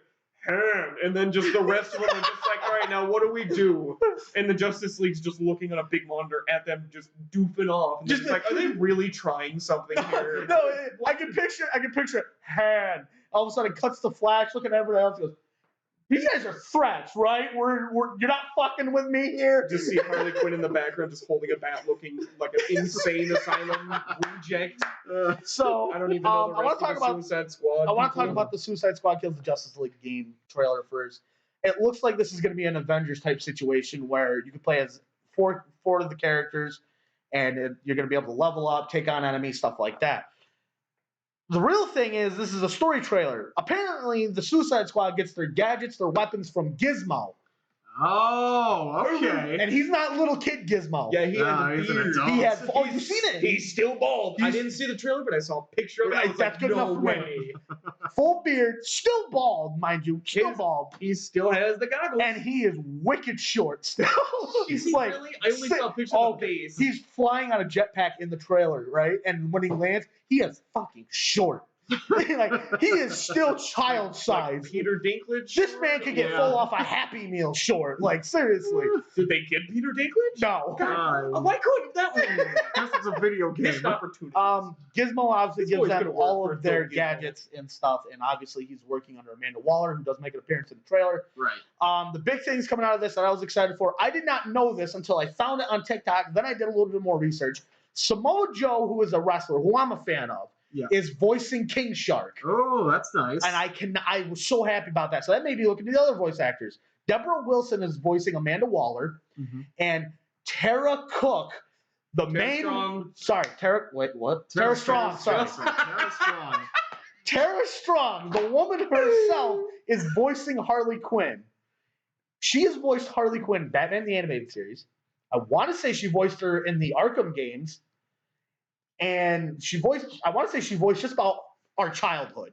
She is the woman with 1,000 voices. Yeah, and she is the female Mel Sheldon Blanc. was she is just a wonderful voice actress. And I've heard she is so nice. There was a game that recently had DLC chapters added onto it called Dark Deception. It's pretty much, imagine Pac-Man if it was a horror game. Oh, God. You literally have to run around these maze-like areas, collecting shards, avoiding these deadly monsters like I know what you're the talking bellhop about. monkeys. Yes. There's killer duck things. There's these Now weird they've gold added in statues. animatronics. Yeah, there's animatronics. The chicken is voiced by Tara Strong. That's and the cool. bear in the Mama Bear level that comes after the animatronic, the bear is also voiced by Tara Strong. Nice. So this game, and the nurses in the level before the animatronics, she does a lot of the voices. I have reason to believe this takes place in the Arkhamverse, where in the beginning of the trailer you see King Shark, Deadshot, Captain Boomerang, and Harley Quinn all getting the bombs put in their neck. Like what? Captain Boomerang? Yeah, that's his name. He's actually a well-known Flash rogue. Like he's one of the big name ones. Yeah, let that sink in for a second. The speedster is going up against a guy that throws a boomerang that will always come back to him. His whole shtick just a boomerang. I mean, he's got trick boomerangs. He's got ones that explode, ones that freaking shrapnel and fall apart. So he's got Green Arrow. I was gonna say he's Green Arrow. He's got a teleport boomerang in this one, where he throws it and he fucking teleports to it. So he goes back to the boomerang, not the other way around. Nice. I gotta come back to the boomerang. Shit. Now, obviously Harley Quinn, Captain Boomerang, King Shark, and Deadshot. That is the. They also go by Task Force X in the universes. Again, it's the Arkham jumpsuits that we see in Arkham Asylum and Arkham City, with the same Arkham logo. Apparently, rumor was this takes place at the same time of Arkham Knight. This is why Batman's not in this game.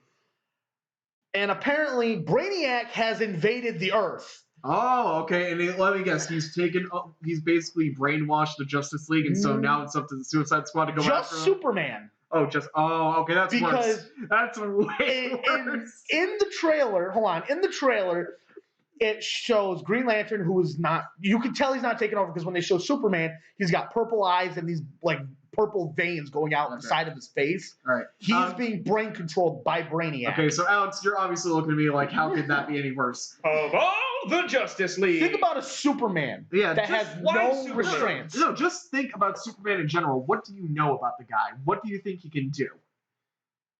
Anything? I don't know. Yeah, and now imagine him being controlled by an alien and a robot. No, that's what I'm saying. How the fuck is it he gets brain control? He has all these different powers. Brainiac is actually from his home world of Krypton, so he knows how a Kryptonian works on Earth. Oh. Yeah. Yeah, he's got that insider information. That's okay. Yeah, never mind then. So instead of taking over... Is he a big brain? In one incarnation, yes, he was. Incarnations, he is. In fact, in the Superman animated series, he's literally just a big hunking robot with a dome head. Yeah. At first, I was gonna ask if he was that dude that's like just arms and legs, but that's MODOK. That's MODOK from Marvel. Yeah. I thought that was. Think of Ultron, but from outer space. Yeah. That's literally what Brainiac is. Oh yeah, and also he collects bottles of cities from different worlds. Instead of destroying one from Krypton. He Kandor saved an entire city of living Kryptonians, shrunk them down, and put them in a bottle. Some incarnations, after he took the bottled city of Kandor, he blew up Krypton. Yep. That's some of the incarnations of the backstory. It was Brainiac's fault. So now he goes from planet to planet, collecting one city, then blowing up the fucking planet. Actually, in Injustice 2, they retconned some of it. Well, not for the comics, but he just shrunk the entire planet and put it on his ship. Yeah, no, it's messed up. But Brainiac, they're still alive. Brainiac has control over Superman's mind in this, and it is up to the Suicide Squad to infiltrate Metropolis, take down Brainiac, and apparently kill the whole Justice League, because they're trying to stop him. Because in the trailer, I think they're trying to save Superman, because it shows Wonder Woman and Superman fighting. I hope that's not the case, honestly. That would really suck. in the So- grand scheme of things. So not only does Task Force X have to deal with an army of Brainiac-controlled droids and Superman, They gotta take on a Kryptonian who's being brainwashed by the very thing that destroyed his home planet, and they have to worry about the Justice League. who, mind you, is includes a trillionaire, a speedster, a fucking goddess. Dude, just And a think, Green the Lantern. Suicide Squad has a Oh, yeah, talking no, Martian. shark, an Australian, A man with and a infinite power lunatic ring. with daddy issues. Yeah, Batman's and they're not all in humans. this game. They're technically all humans. Yeah, I heard besides about the that. other Is there a mutants. Because if it's set in the Arkhamverse, the reason to believe that reason why Batman is not in this game is because the events of Arkham Knight are taking place simultaneously. Is his son? No, Oh, nothing. Damien doesn't No exist Batman. yet? No Bat family is involved in this story Oh, it's just like Nightwing. because in the Arkhamverse, Damian Wayne is not a thing. Really? In the Arkhamverse, Damian Wayne is not a thing. It is reason to believe that the events of Arkham Knight are taking place simultaneously to Batman or Arkham to Justice Knights. League or Suicide Squad kills the Justice League. Oh, I thought you were talking about Arkham Knights. Yeah, the events of Arkham Knight is taking place at the same time of Suicide Squad kills the Justice League. You're talking about Gotham Knights. Gotham Knights. Yeah. Gotham Knights is not taking place within the Arkhamverse, as it's been known to be called. Does that have Damian Wayne? No. See, around the time that these games were being built, Damian Wayne wasn't a thing at the time. Oh, really? I In thought that Arkham was Knight, something that's Damian always- Wayne had just gotten No. introduced in the comics. Technically speaking, the only thing you need to know about Damian that's really important is that he's technically Bruce's biological son. Yeah, Like 'cause everyone Bruce else got has been raped adopted or something. just like brought into the family. After Damian being is drugged by literally his biological son. after Batman was drugged by Talia al Ghul, the daughter of the demon, took his genetic code and literally made the perfect human. Basically a child by rape. No, Daughter not of- basically. That's daughter exactly of- what it was. Daughter of what? Okay, so Ra's al Ghul is known as the demon or the head of the demon. He's basically a guy who runs an entire league of shadow assassins who, basically control the world from the shadows. What he has to his name and as he lives on his island, he's found basically what's essentially like a fountain of youth, of immortality. You go into it, you basically become immortal, but I think the catch is that You lose a your little soul. piece. It eats your soul, but another big caveat that they do drive home every time they introduce the Lazarus Pit is that it slowly eats away at your mind, so Yeah. you become crazier and crazier. Is that every what time you happened go to into the Red Hood? When Jason Todd got thrown in the Lazarus Pit, it started to eat away at his mind. That's what really started to drive him nuts. And then later in the story, he starts to like kind of regain his intuition. It's a and says- slow burn, essentially. Yeah, he only used it once, so it doesn't have the effect on him that it does on Ra's al Ghul or anybody Yeah. else who's used it multiple times. Jason Todd only used it the once because Talia al Ghul kind of threw his dead body in there. Yeah, pretty much. And- not even thinking that he would actually survive. Yeah, because even Ra's al Ghul's like, it's not going to work. He's already dead. He rose from it, went a little bit nuts, and then came back as one of the fan favorites of the Yeah. Bat family. Is this where the Panda Red thing comes out where he's like, if that clown is not Yeah, in the cemetery, Panda Red, I follow on TikTok. Have you seen the skit? I've never seen this. He does the whole Jason Todd climbing out of the grave in the retcon story, and he goes, I swear to God, Bruce, if I ever get out of here and that clown is not in the grave next to me, I'm going to commit war crimes. So finally, it shows Jason Todd climbing out of he's playing Jason Todd, so he climbs out of the grave. He goes, all right, Dick, Barbara, Ace, Bat, Hound, 1 through 7. Okay, Bruce, we're gonna have a talk about that. And he goes, nope, no Joker, war crimes it is. A few minutes later. Oh no! It goes even better than that. He gets into the mansion. He goes, God damn it, Alfred! They had Bruce change the goddamn locks. He meets Tim Drake in this skit. Takes Tim Drake's clothes and immediately leaves the mansion. He goes, all right. Jason, you lived on the street before. You can do this again. He goes, God damn it! I remember this fucking sucks. It was so great. Yeah. But moving on, going on to the Gotham Knights trail, actually transitioning into that. The Court of the Owls are the villains for this game. Nice. And it's about time because they were teased so bad throughout the Arkhamverse. Yep. And it sucks that this doesn't take place in the Arkhamverse, but in the Gotham Knight, this is a full-blown story trailer. The Court of the Owls is basically the Illuminati for Gotham. This And sounds so much cooler than the Illuminati. they have their own assassin group called the Talons, Mm-hmm. which Makes sense. the leader of the Talons is literally called Talon. and has been shown multiple times to fight on par with Batman. Yeah. Now, the Court of the Owls, again, controls everything in Gotham from the shadows. But ever since Batman is dead, Batman is pronounced dead because he leaves a video package for Red Hood, Batgirl, who is out of the wheelchair, and it shows the wheelchair. All right, so Barbara has the cybernetic implants. Not explained, but I'm guessing that's what it is. Right. So it's Red Hood, Batgirl, Red Robin, and Nightwing. Those are the 4 playable characters you can play as in Gotham Knights. Now, mind you, the map is the size of Arkham Knight, so it's I literally. already know who you're gonna play. Yeah, Red Hood. I fucking love Red Hood. Can you guess which one I like out of the 4? Batgirl. No. Red Robin. No. Yum. It's Nightwing. Who's Yum? Red Robin.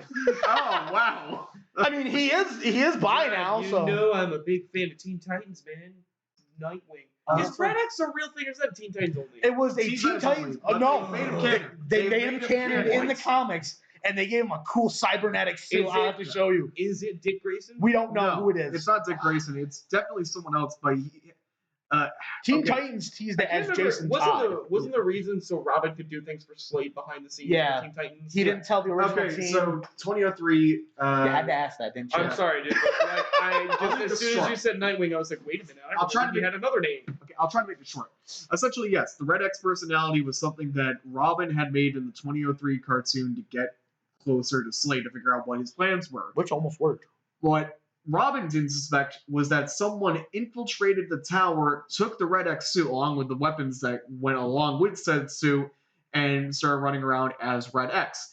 Now, it's always been like a fan theory that it must have been another Robin, and they don't hide the fact that there have been other Robins, I believe, in the 2003 cartoon. Yeah, they allude to it, not heavily though, but you really have Yeah, to it's not like listen. Teen Titans Go where they're all there at one You point. have to really listen when they mention like, oh, there's got to be other Robins, right? So, comics-wise, Red X is now canon. He actually first appeared, I believe, in one of the Future State comics. Is he after Death actually a Metal. villain in this iteration? No, he's more like he's still an anti-hero. Is he? Okay. And I don't know where he is currently in the mainline comics, but I do remember that he shows up in Future State. I just don't remember where.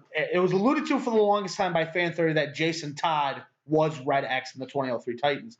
But since the 2003 Titans never got another season after that, because I guess that was one of the proposed storylines Yes, for one of the episodes was finding out who that Red X Wasn't there word was. they were going to continue that after that Teen Titans They Go wanted to movie? continue. They only ever got the one episode from season 6, and then Cartoon Network pulled it from the network. Well, no, he's talking about the Teen Titans versus Teen Titans Go. That was Yeah, supposed to be. I thought after the no. Teen Titans versus Teen Titans Go movie, there was talk about it actually continuing, getting another season. Yes, they wanted to make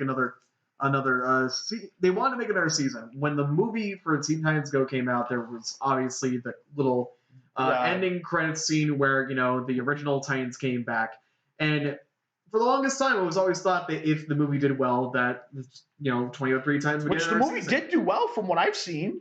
Not well enough. Oh, though. really? They were able to get like a DVD crossover between the two series, but that was about it. Well, I'm sorry, but Teen Titans Go. Teen Titans Go It's is ending just soon. very We know that boring it's going to be and ending dumbed soon, Good. and that the writers are going to be making another Teen Titans incarnation. Probably even worse. We're going to be But it's total gonna be, drama. well, I told you before, it's style. going to be based around the art style from the Night Begins to Shine special. Yeah, but And it's going to be more action based, but that's all I know about. Are we sure Um, it's not going to be total drama rama? Just baby Teen Titans this time? But, We don't worry about that. in don't Gotham talk about Knights, that. like I said, to finish off the trailer, Bruce Wayne has left a video package for Jason Todd, for Barbara Gordon, for Dick Grayson, and for Tim Drake, basically saying, I'm dead. You guys need to protect Gotham now. I have complete and utter faith in you. Go out and be the heroes I know you can be. Obviously, he's not dead, but I was going to say, I don't think he's actually where dead. do you think he's? I What do you think think he- he's doing instead? I think he's kidnapped by the Court of Owls. I think you're going to find in the game he got kidnapped by the Court of Owls because the Court of Owls found out who he was. Because if this does not take place within the Arkhamverse, Wait a minute, the Court of Owls didn't even know his identity? no, they never knew his identity, but they've always considered him to be important. yeah, And comics-wise, just for heads up, tying into the newer stuff with Rebirth, apparently they have always been looking after Bruce Wayne or the Batman because he's something important to their cult's ideology. This time into Dark Knight's Metal, but that's neither here nor there. But Pretty much, they consider Batman to be important to them, and they will not stop until they get what they need from him. but we don't know whether he's either kidnapped or actually dead. It says Bruce Wayne dead, but come on, it's Batman. I think he's not gonna be a playable character. But he's going to be around. I think they're I gonna could see them, like, if enough people complain, I could see them making him a DLC just to shut the people up. But I would hope. No, actually, from a lot of the fan, not backlash, but fan feedback I've heard, people are actually excited for a Batman game that's not based around Batman because we had the Arkham games. Yeah. So Arkham people Knight, are excited to play as Red Hood, to play as Nightwing, Barbara Gordon, in a map that's probably, I think, bigger than the Arkham Knight map, which Arkham Knight, you were able to go around all of Gotham, just about. I gotta play Arkham Knight again. It I was only so played fun. Arkham Asylum and Arkham City. Arkham Knight's so fun. I was gonna say there's 3 Arkham games, right? Night City, 4. and Asylum. There's Arkham Asylum, Arkham Origins, which take place the first year Bruce Wayne is Batman, which has nothing to do with Arkham Asylum at all. It doesn't have anything to do with any of them. It just, you see at the end, it was like, oh, we're going to send Joker to Arkham Asylum. That is it.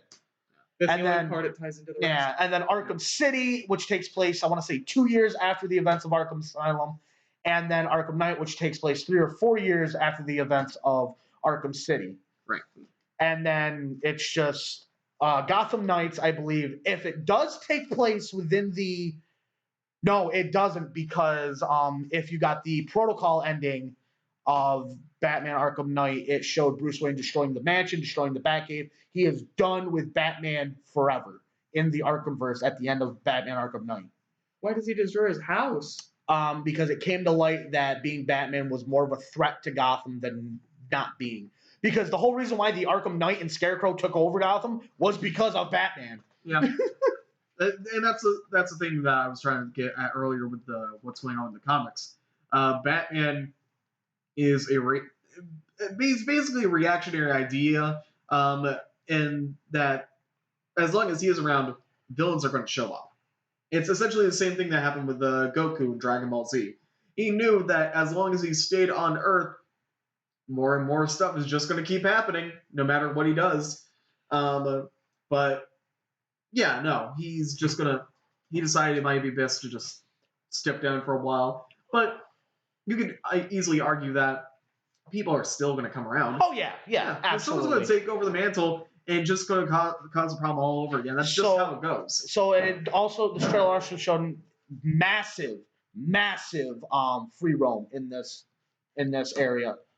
So you can have a bat cycle. Like, you can literally just ride around Gotham on a bat cycle as Nightwing. So it's Batman GTA in a sense? Pretty much, except you have Also, sorry to split into another category, but Pokemon Legends Arceus, I don't know how confirmed this is, but I overheard from someone that it is not actually free roam like Breath of the Wild. It's still limited to an extent. It's like Sword and Shield wild area. Well, I heard it was going to be open but limited. I heard it was going to be like Monster Hunter-esque style of free roam. Oh, you teleport? Yeah, you teleport to certain areas, and you can walk around it and then teleport back when you're ready. That could be the case. That's what I heard. I would hope they don't go the wild sort of situation. That's what I thought. It was like, I hope it's the Breath of the Wild situation either. But if we get, you got to look at it this way. This is Pokemon's legend. This is the Pokemon's first time doing this kind of game. Yeah, but so you have to start thought somewhere. It was going to be complete open world. Like, I don't care if they do open world or not, but I don't want what you were talking about, the Monster Hunter, where you pretty much teleport to an area with sections. Like, you're not exploring a map or anything anymore. There's not a route system. I understand we're back in the olden days, but there's got to be some sort of route system to different villages or different sections to catch them. They could do the Monster Hunter thing or the Breath of the Wild thing in the next game, but I'm telling you right now, they have no other way to go but the Monster Hunter. Open world, it's got to be like Breath of the Wild style, Monster Hunter style, or Sword and Shield wild area where it's open but restricted. Exactly. And I'm fine with either because it looks fun. I just don't want Monster Hunter's style. To finish this off, this is going to be this is going to be another Avengers type game where you go do missions, but you do get that free roam aspect in while you drive around. Again, besides the Court of the Owls. Gotham Knights. Yeah, because of Court of the Owls, Not only are they the villains, but Mr. Freeze apparently makes an appearance in this game. He is one of the side missions. Penguin makes an appearance in this game. He is one of the side missions. Two-Face, I heard, is one of the side missions. So we're getting a plethora of rogues galleries, and it's going to be interesting to see. Wasn't Two-Face's whole thing was like he was trapped in a building and it got blown up, so half his face got fucked up? That you're talking about. No, I'm sorry. That is the lackluster origin in the fucking Dark Knight movies, and I can't stand it. Okay, because that version of Two-Face is only on screen for like 10 minutes before he dies. Really? Yes. And you want to know who kills him? Fucking Joker. Didn't he team with Joker? No. He threatens Batman's girlfriend, gets put in the fucking hospital, and fucking Joker blows him sky high. And I can't stand that version of Two-Face because the origin part doesn't bother me. I don't like the Dark Knight series as a whole anyways. It was horrible. Like, I understand what it did for superhero movies. My eyes, it's not a superhero movie. It is an action flick. That is it. What is the good origin of Two-Face? Where he's literally Bruce Wayne's best friend, Harvey Dent. He is the district attorney for Gotham, and he went to go help put away a thug that Batman put in jail. Well, the original comic storyline, the thug threw acid on his face, and because Harvey Dent blocked some of it, and Batman kind of hit him to steer some of it away, only half his face got burnt off. Yep. So, yeah. Oh, going back to Robert Pattinson Batman movie real quick. Is Two-Face a villain? Well, after he gets half his face burnt off, he goes insane. Okay, that's what I was wondering. Was it did he go insane, or was it he blamed Batman? Oh no, he went insane and blamed Batman. And he has a coin, one with a scarred side, one with a normal side. If he has you tied up, he goes, I'm going to flip this coin. If it shows up the scarred side, I shoot you. If it shows up the normal side, you're free to go. He flips it, catches it. If it shows up the head side, he will honor that deal and let you go. But if it shows up the scarred side, you're fucked. Bang! No questions asked. Real quick. At least he gives you that 50-50. He's a morbid killer, but he's still a killer. Real quick, going back to Robert Pattinson Batman movie, they give him a voice modulator. Yeah, I remember you were talking about Oh that. my god, they finally give Batman a voice modulator. Like, is it only when in the suit? Yes. I mean, it makes sense. That way you don't know. Because we're not getting... Where is she? You could you can barely understand the freaking... What the fuck does that mean? They did it with Ben Affleck Batman, but he didn't use it as much because he was around other heroes. Imagine that Batman, the mixed with Bane that you can't hear because he's talking. It's like that conversation could go on for an hour and people would be crying, laughing, not knowing what's happening. I think Gotham Knights got pushed back though. It was supposed to come out this year, but they wanted to work on it a little bit more, so they pushed it back to next year. Is there anyone besides the four that you were hoping would be a playable character? I mean, I'm happy I got Red Hood, but I'm I also knew Red Hood was your favorite. Red Hood is my favorite out of the four. Like any of them that you feel like should have been in there instead? I'm honestly surprised they didn't do a Damian Wayne. That's what I thought. Whenever you think not Batman but important enough, usually you think Damian Wayne Batman or Damian Wayne Robin. Well, for a while there, for like sidekicks, after Nightwing left and before Jason Todd came in, Batgirl really held kind of Batman down as a sidekick because it was that relationship of Barbara Gordon and Bruce Wayne. And no, it wasn't the weird relationship they had in the Killing Joke movie where all of a sudden they're having relations on top of a random building. Yeah, that's the thing. Batman always treated Barbara Gordon as a daughter. Always treated her as a daughter. That's what I thought she was until you said that. Like, literally, I thought the whole time Barbara, I didn't hear you say the last name, I just heard Barbara, so I was like, oh, I guess he had a daughter in one of the incarnations, so it became Batgirl. Barbara and then you Gordon, talk about that and then say, like, he treats her like a daughter. I was like, oh, it's not related, okay. Barbara Gordon is the daughter of Commissioner Jim Gordon. Oh, duh. And, like, Batman always treated his Robins as sons. When Barbara Gordon became Batgirl, he grew closer to her and treated her as a daughter. Then the rated R Batman Killing Joke movie came out where she had a weird side story before she got shot. Oh, that's not a weird side story. That was based off the comics. What? I don't remember them having relations. Okay, yes, the relations. Okay, so I would suggest you actually watch Commissioner Gordon. You both read the original comic as well as watch the film. Both are really good. I watched the Killing Joke. Anyway, the Killing Joke is good, but that threw me off. There was a point in time where Barbara did indeed fall in love with Batman in the comics. Commissioner And- Gordon, can you ask Barbara to grab my batarang? I left it in her room yesterday. What? Yeah. That's all right. You hear Commissioner Gordon clicking the gun. I'm coming. I'm shooting that mouth hole. Yeah. So anyway, Barbara as Batgirl did fall in love with Batman at some point in the comics, and they did have a night together, but Batman wasn't clearly up for it. Obviously, he didn't want to have that kind of relationship with Barbara, and there was a time in the comics where she did split off from the group and tried to have her own life. Unfortunately speaking, this is what led into the Killing Joke comic, Bang, where bang. she was eventually kidnapped and raped by the Joker. Wait, what? I don't remember that part. Was she raped by the Joker? No. She was kidnapped. I know she was. She was not kidnapped. That was Jim Gordon that got kidnapped. Okay, Jim Gordon was kidnapped, but something similar did happen to her sometime in between the comics. Okay, that. And we really should stop trying to bring comics into this. Yeah, I know. I mean, the Killing I Joke don't was. understand enough of the story. Killing- So I have too many questions. When Killing you tell Joke me one does thing, do I a have good more. job adapting the original It's storyline. a in the great movie. adaptation, dude. Watch it sometime. You're not gonna. We'll watch it this weekend. We'll add that to the marathon list. By the way, Friday night we have to do TDW All right. because they're coming home Saturday. So yeah. Really. Anyway. But yeah, I can't wait for the Gotham Knights game to answer your question. I thought they were going to do Damian Wayne, which, I would have preferred Barbara Gordon Batgirl because Red Hood, Jason Todd, Tim Drake, Nightwing, and Barbara Gordon Batgirl have been in the comics for years now. Mhm. And if it's not as Red Hood for Jason Todd, he was there as Robin. Again, Tim Drake was Robin, Ben Robin for years up until Damian Wayne came in. Batgirl, has been Batgirl for years. Is She there a wasn't reason Oracle. why she wasn't a female Robin? She just didn't want the Robin. I don't think she just wanted to be the Robin mantle because when she came in, Dick Grayson just left. Batman felt like he didn't need a Robin until Jason Todd came in, and then Batgirl kind of picked up the mantle of Batgirl, saying, "Okay, I won't be a Robin, but I'll still be your sidekick as Batgirl."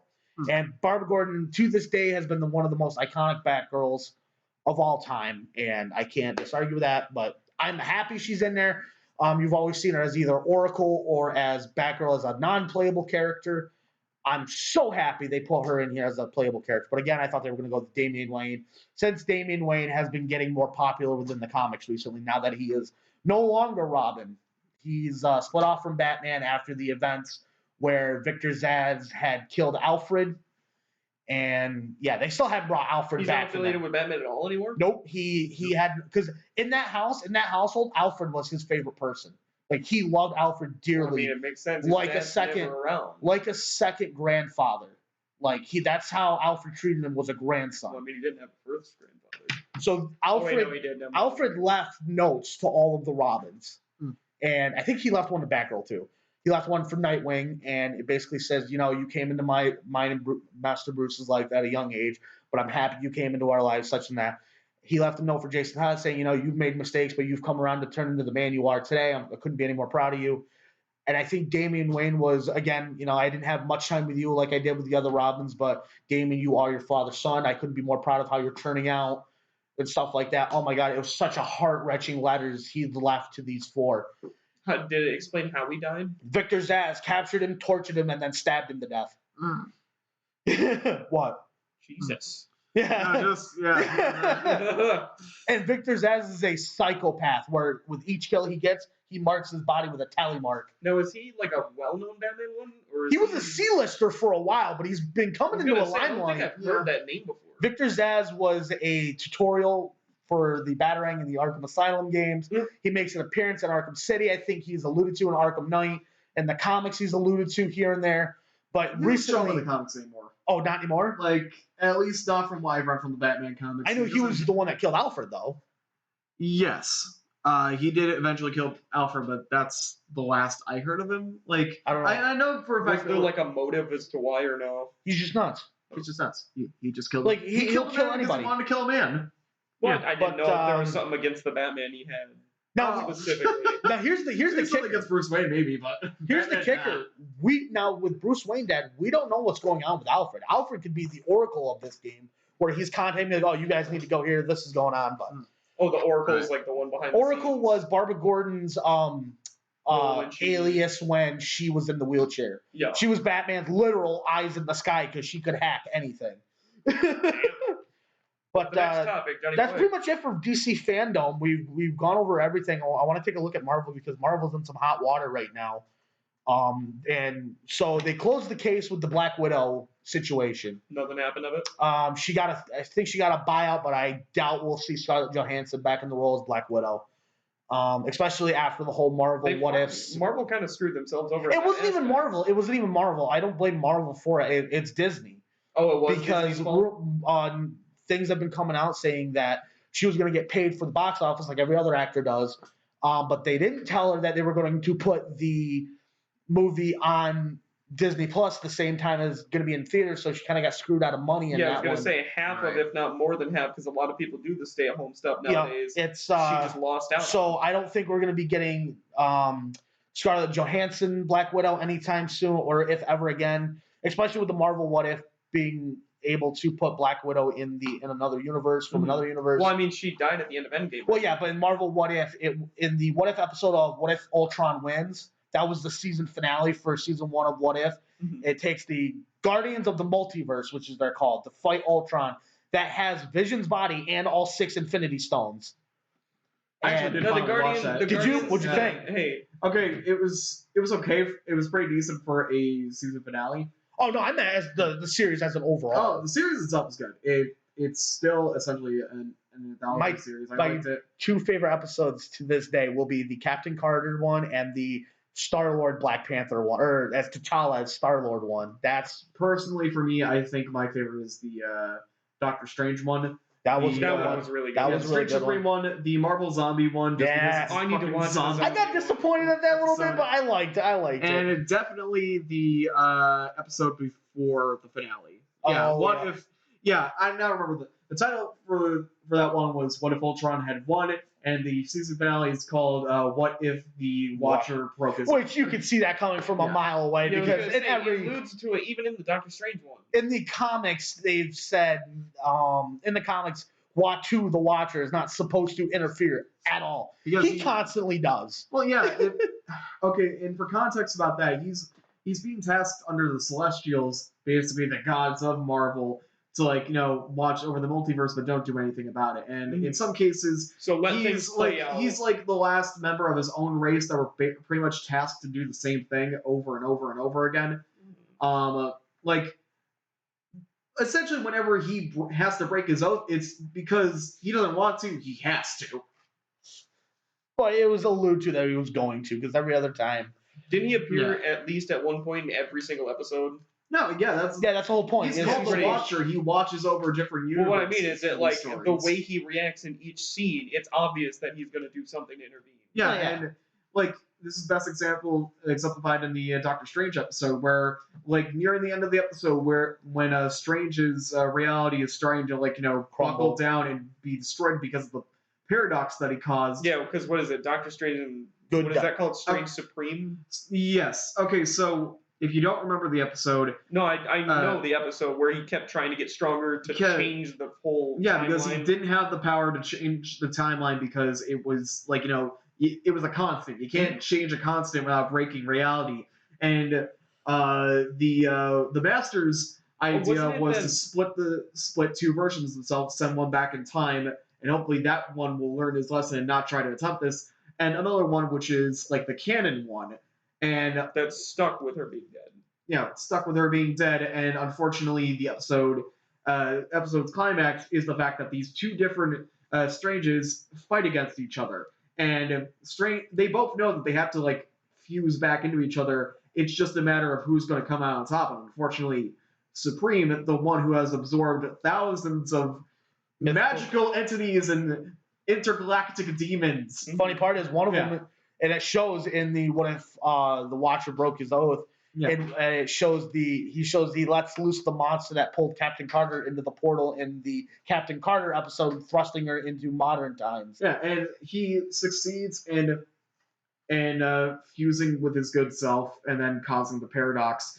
And it's the first time nearing the end where the Watcher is actually brought up, and Strange is like, I read about you. You have the power to fix this. Why won't you help me? And the Watcher is like, even if I could help you, why would I? You did this to yourself. Yeah. And like he literally got warned by the girl, Yeah. the fact that it kept happening constantly, no Yeah. matter what he did. yeah, he broke. And I really do love the ending of that episode where Wasn't the whole premise forced if he broke his heart instead of his hands or something? Yeah, Yes. the accident happened from Doctor Strange 1, but he walked away from it perfectly fine, and his Yeah. girlfriend died the instead. title was called "What If the Doctor Had Broke His Heart Instead of His Hands?" And again, I do like the ending of that episode I'll have where to watch he Doctor Strange, uses 'cause I don't know all what of his originally power happened just to instead. keep his reality in check, but it's just a tiny little orb when it's just him and his love. And unfortunately, unlike him, who has like all this magical power to supersede a paradox, she doesn't have it. And unfortunately, She fades away. yeah, she fades away and is destroyed.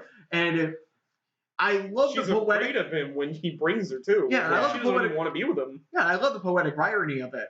And I love how it's brought up at the end of the season. Also, spoilers if you haven't seen it yet. But at the end of the season for Guardians of the Multiverse, you have Warmonger as the Black Panther going up against Arnim Zool, who is now owning like an Ultron body. And they're both fighting for control of the remaining Infinity Stones because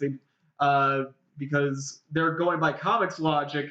Their original plan to destroy the stone, they can't destroy the stone with the one tool that Tony had made to destroy the stone because those stones were made from a different universe. Each stones from the Marvel universe only work in their respective universe. Not in this series. Oh, however. really? Yeah, no. Because how would Ultron be able to use the powers if he kept hopping through universes? Weren't they in Ultron's universe during the entire episode? No, they weren't. They were in a different universe, I believe. Well, no, they were working in different universes. Anyway, I love how it Either ends. way, yeah. They basically do the same thing they did to Strange, except to Warmonger and Arnim Zool, where they're both fighting for control of the stones, but Watcher and Strange are like, you know what, fuck this. And they basically orb them up, and now Strange Supreme is supposed to look after them like they're Warden, while they're stuck in this endless conflict/time loop for the rest of eternity. Didn't Warmonger know what was Strange Supreme's punishment? Well, that's self-inflicted his punishment was to be stuck in what was left of his universe in that tiny little orb, because that orb is what's keeping him alive. If he had gotten out of that orb while the universe was breaking down, he would have been destroyed also. But the self-inflicted punishment at the end of what if the Watcher had broke his oath was he looks at the Watcher and he goes, I will keep watch over them for the remainder of time. Yeah, and the Watcher's the last two big bads, so he's making sure they don't do anything. Yeah, because the Strange Supreme looked at the Watcher. He goes, "I need to pay for my own sins, so I will be their warden, so to say, till the end of time." And the Watcher at first is like, "No, you've helped save the multiverse. You've atoned for your sins." He's like, "No, I haven't. So I will stay and be their warden till the end of time." Yeah. But I will say this: I do. Is he just supposed to watch the shit play out on loop? Yep, he's just supposed to stand there and make sure they do not break out. Because if they break out, that is it for the multiverse. No, I do love What If as a series. I can't wait for season 2. I want there to be a season 2 that's better than this one. If I'm being honest with you, I did like the season finale, but I think it could have been done better. It could have been done better. It wasn't as good as like the other episodes in the season, but it was still good. It was good. So since we're talking Marvel, oh god, this hurts me to talk about this. Almost all of Marvel movies, except for Spider-Man that is coming up, have been delayed. Yeah, I remember you told me about And I this. have the article right here. Give me 1 second to pull it up, and it's just oh my god. So. However, let's see. The MCU's 2022 and 2023 calendars just got a major shakeup. Disney has officially delayed 6 upcoming Marvel movies, starting with Doctor Strange in the Multiverse of Madness, once planned for March 2022, is now pushed back to May 6, 2022. The spot of Black Panther Wakanda Forever, the sequel that is now scheduled for November 11th, 2022, which was earlier in the year. The Marvels, which is Captain Marvel 2, which will introduce Miss Marvel, the stretchy bitch, vacated its 2022 entirely for February 2023, and Ant-Man and the Wasp Quantumania has also been delayed and planned for a July 28th, 2023 release. Why are they planning like 2 years in advance? Like, don't even announce it if it's going to be. Well, here's the thing. they had the schedule planned out. These movies were supposed to start coming out from the end of this year moving forward into, because entirely all of Marvel Phase 4 or 5, whatever they're in now, is supposed to stretch over 2020, was supposed to stretch over from the end of 2021 to the end of 2022. For some reason, they got pushed back. Why? I don't know. Probably the whole thing potentially with Black Widow. Maybe Marvel's blaming, or maybe it is Disney that might have done something and Marvel's pissed at them. So Oh, and like also some sort Thor: of Love and punishment. Thunder got pushed back a couple months. So what? Thor: Love and Thunder, the fourth Thor movie, which is supposed to introduce Beta Ray Bill, and Jane Foster Thor. Jane Foster. Jane Foster in the main 616 universe for a time, Thor became unworthy of his hammer, and the hammer deemed Jane Foster worthy to pick up the mantle of Thor. But every time she did it, it sped up her cancer. Ugh.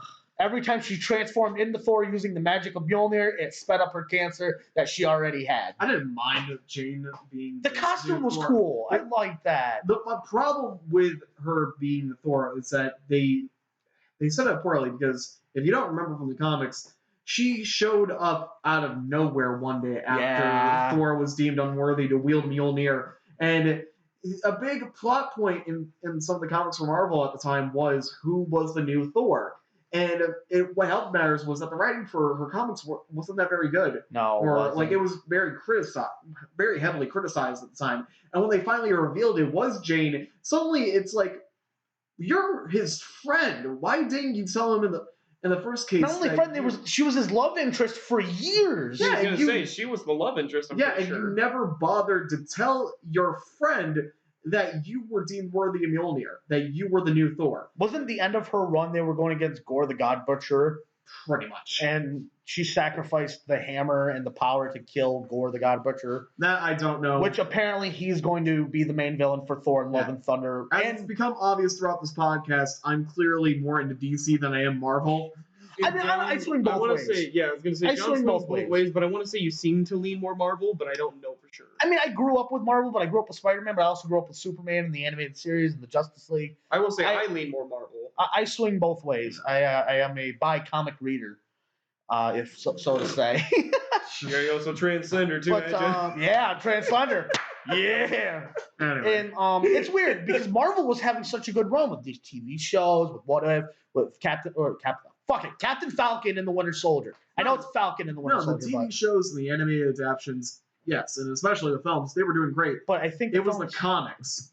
What I'm saying is both sides weren't doing well for the past. I'm saying is, as of right now, I feel like Marvel is kind of slipping with the whole movies because I don't know, maybe because it's Disney getting gassed out and they're kind of running out of ideas or something. I don't think it's that. It's just that they're.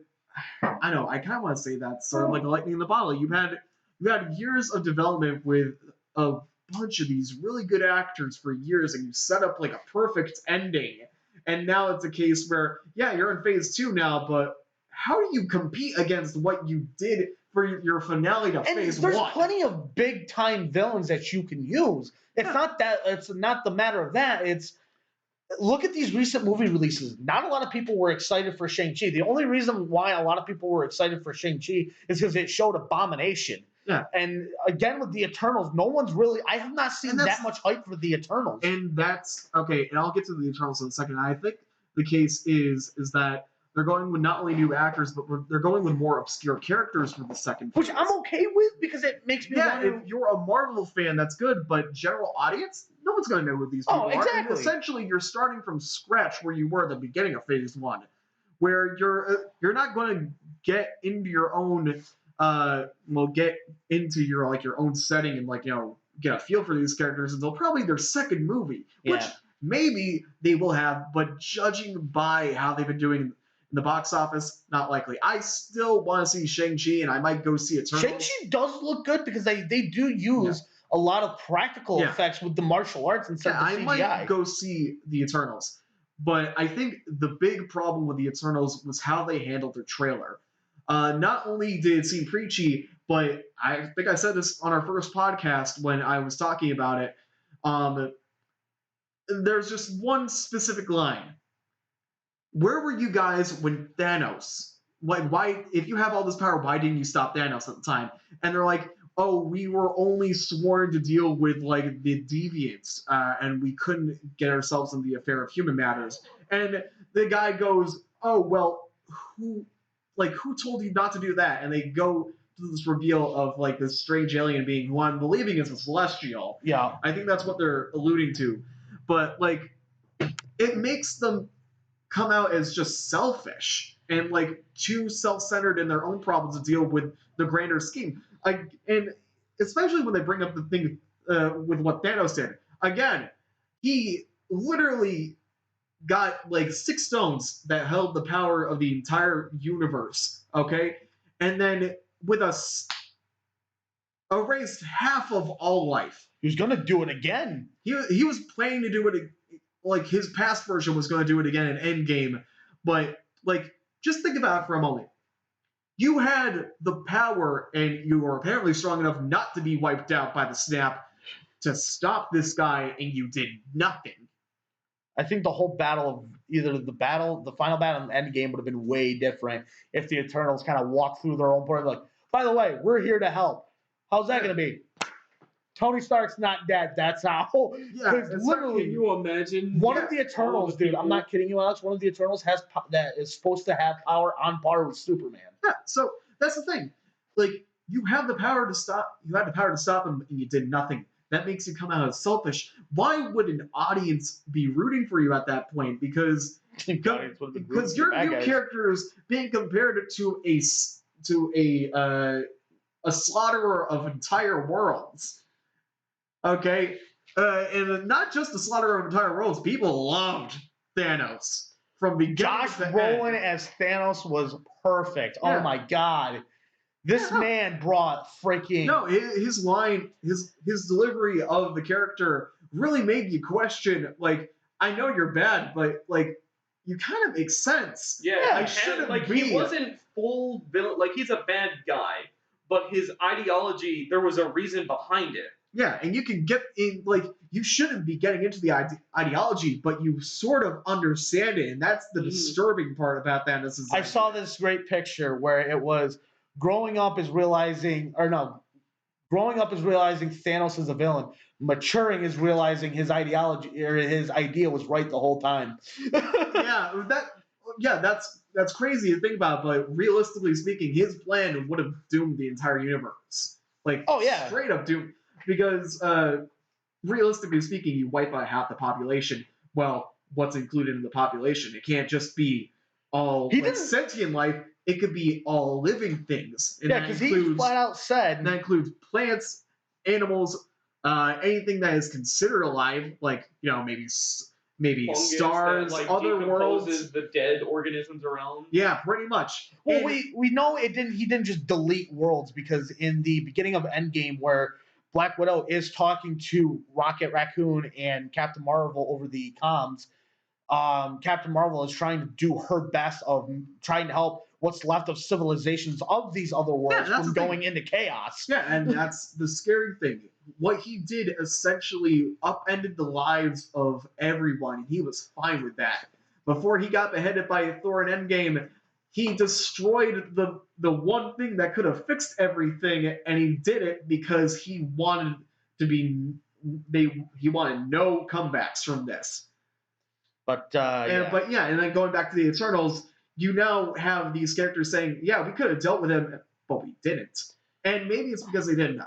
Well, that's reasonable to believe that they couldn't have known. But at the same time, the trailer implies that they did know, and they just chose to do nothing. I wonder if that's what's going to break up the team in the first place, because it seems like when we look at the trailer of the Eternals, it looks like the team has been split up for years. Yeah. So I wonder if it was that conflict of, should we stop Thanos or should we not? I don't know. I get the impression that they split off long before that, just because they were waiting for these things to come for years and they just never showed up. But that's gonna end it right there. It's been a fun podcast. We got some stuff off our chest. We talked some stuff. I hope Marvel gets under their feet again and starts, saying, okay, we got to stop.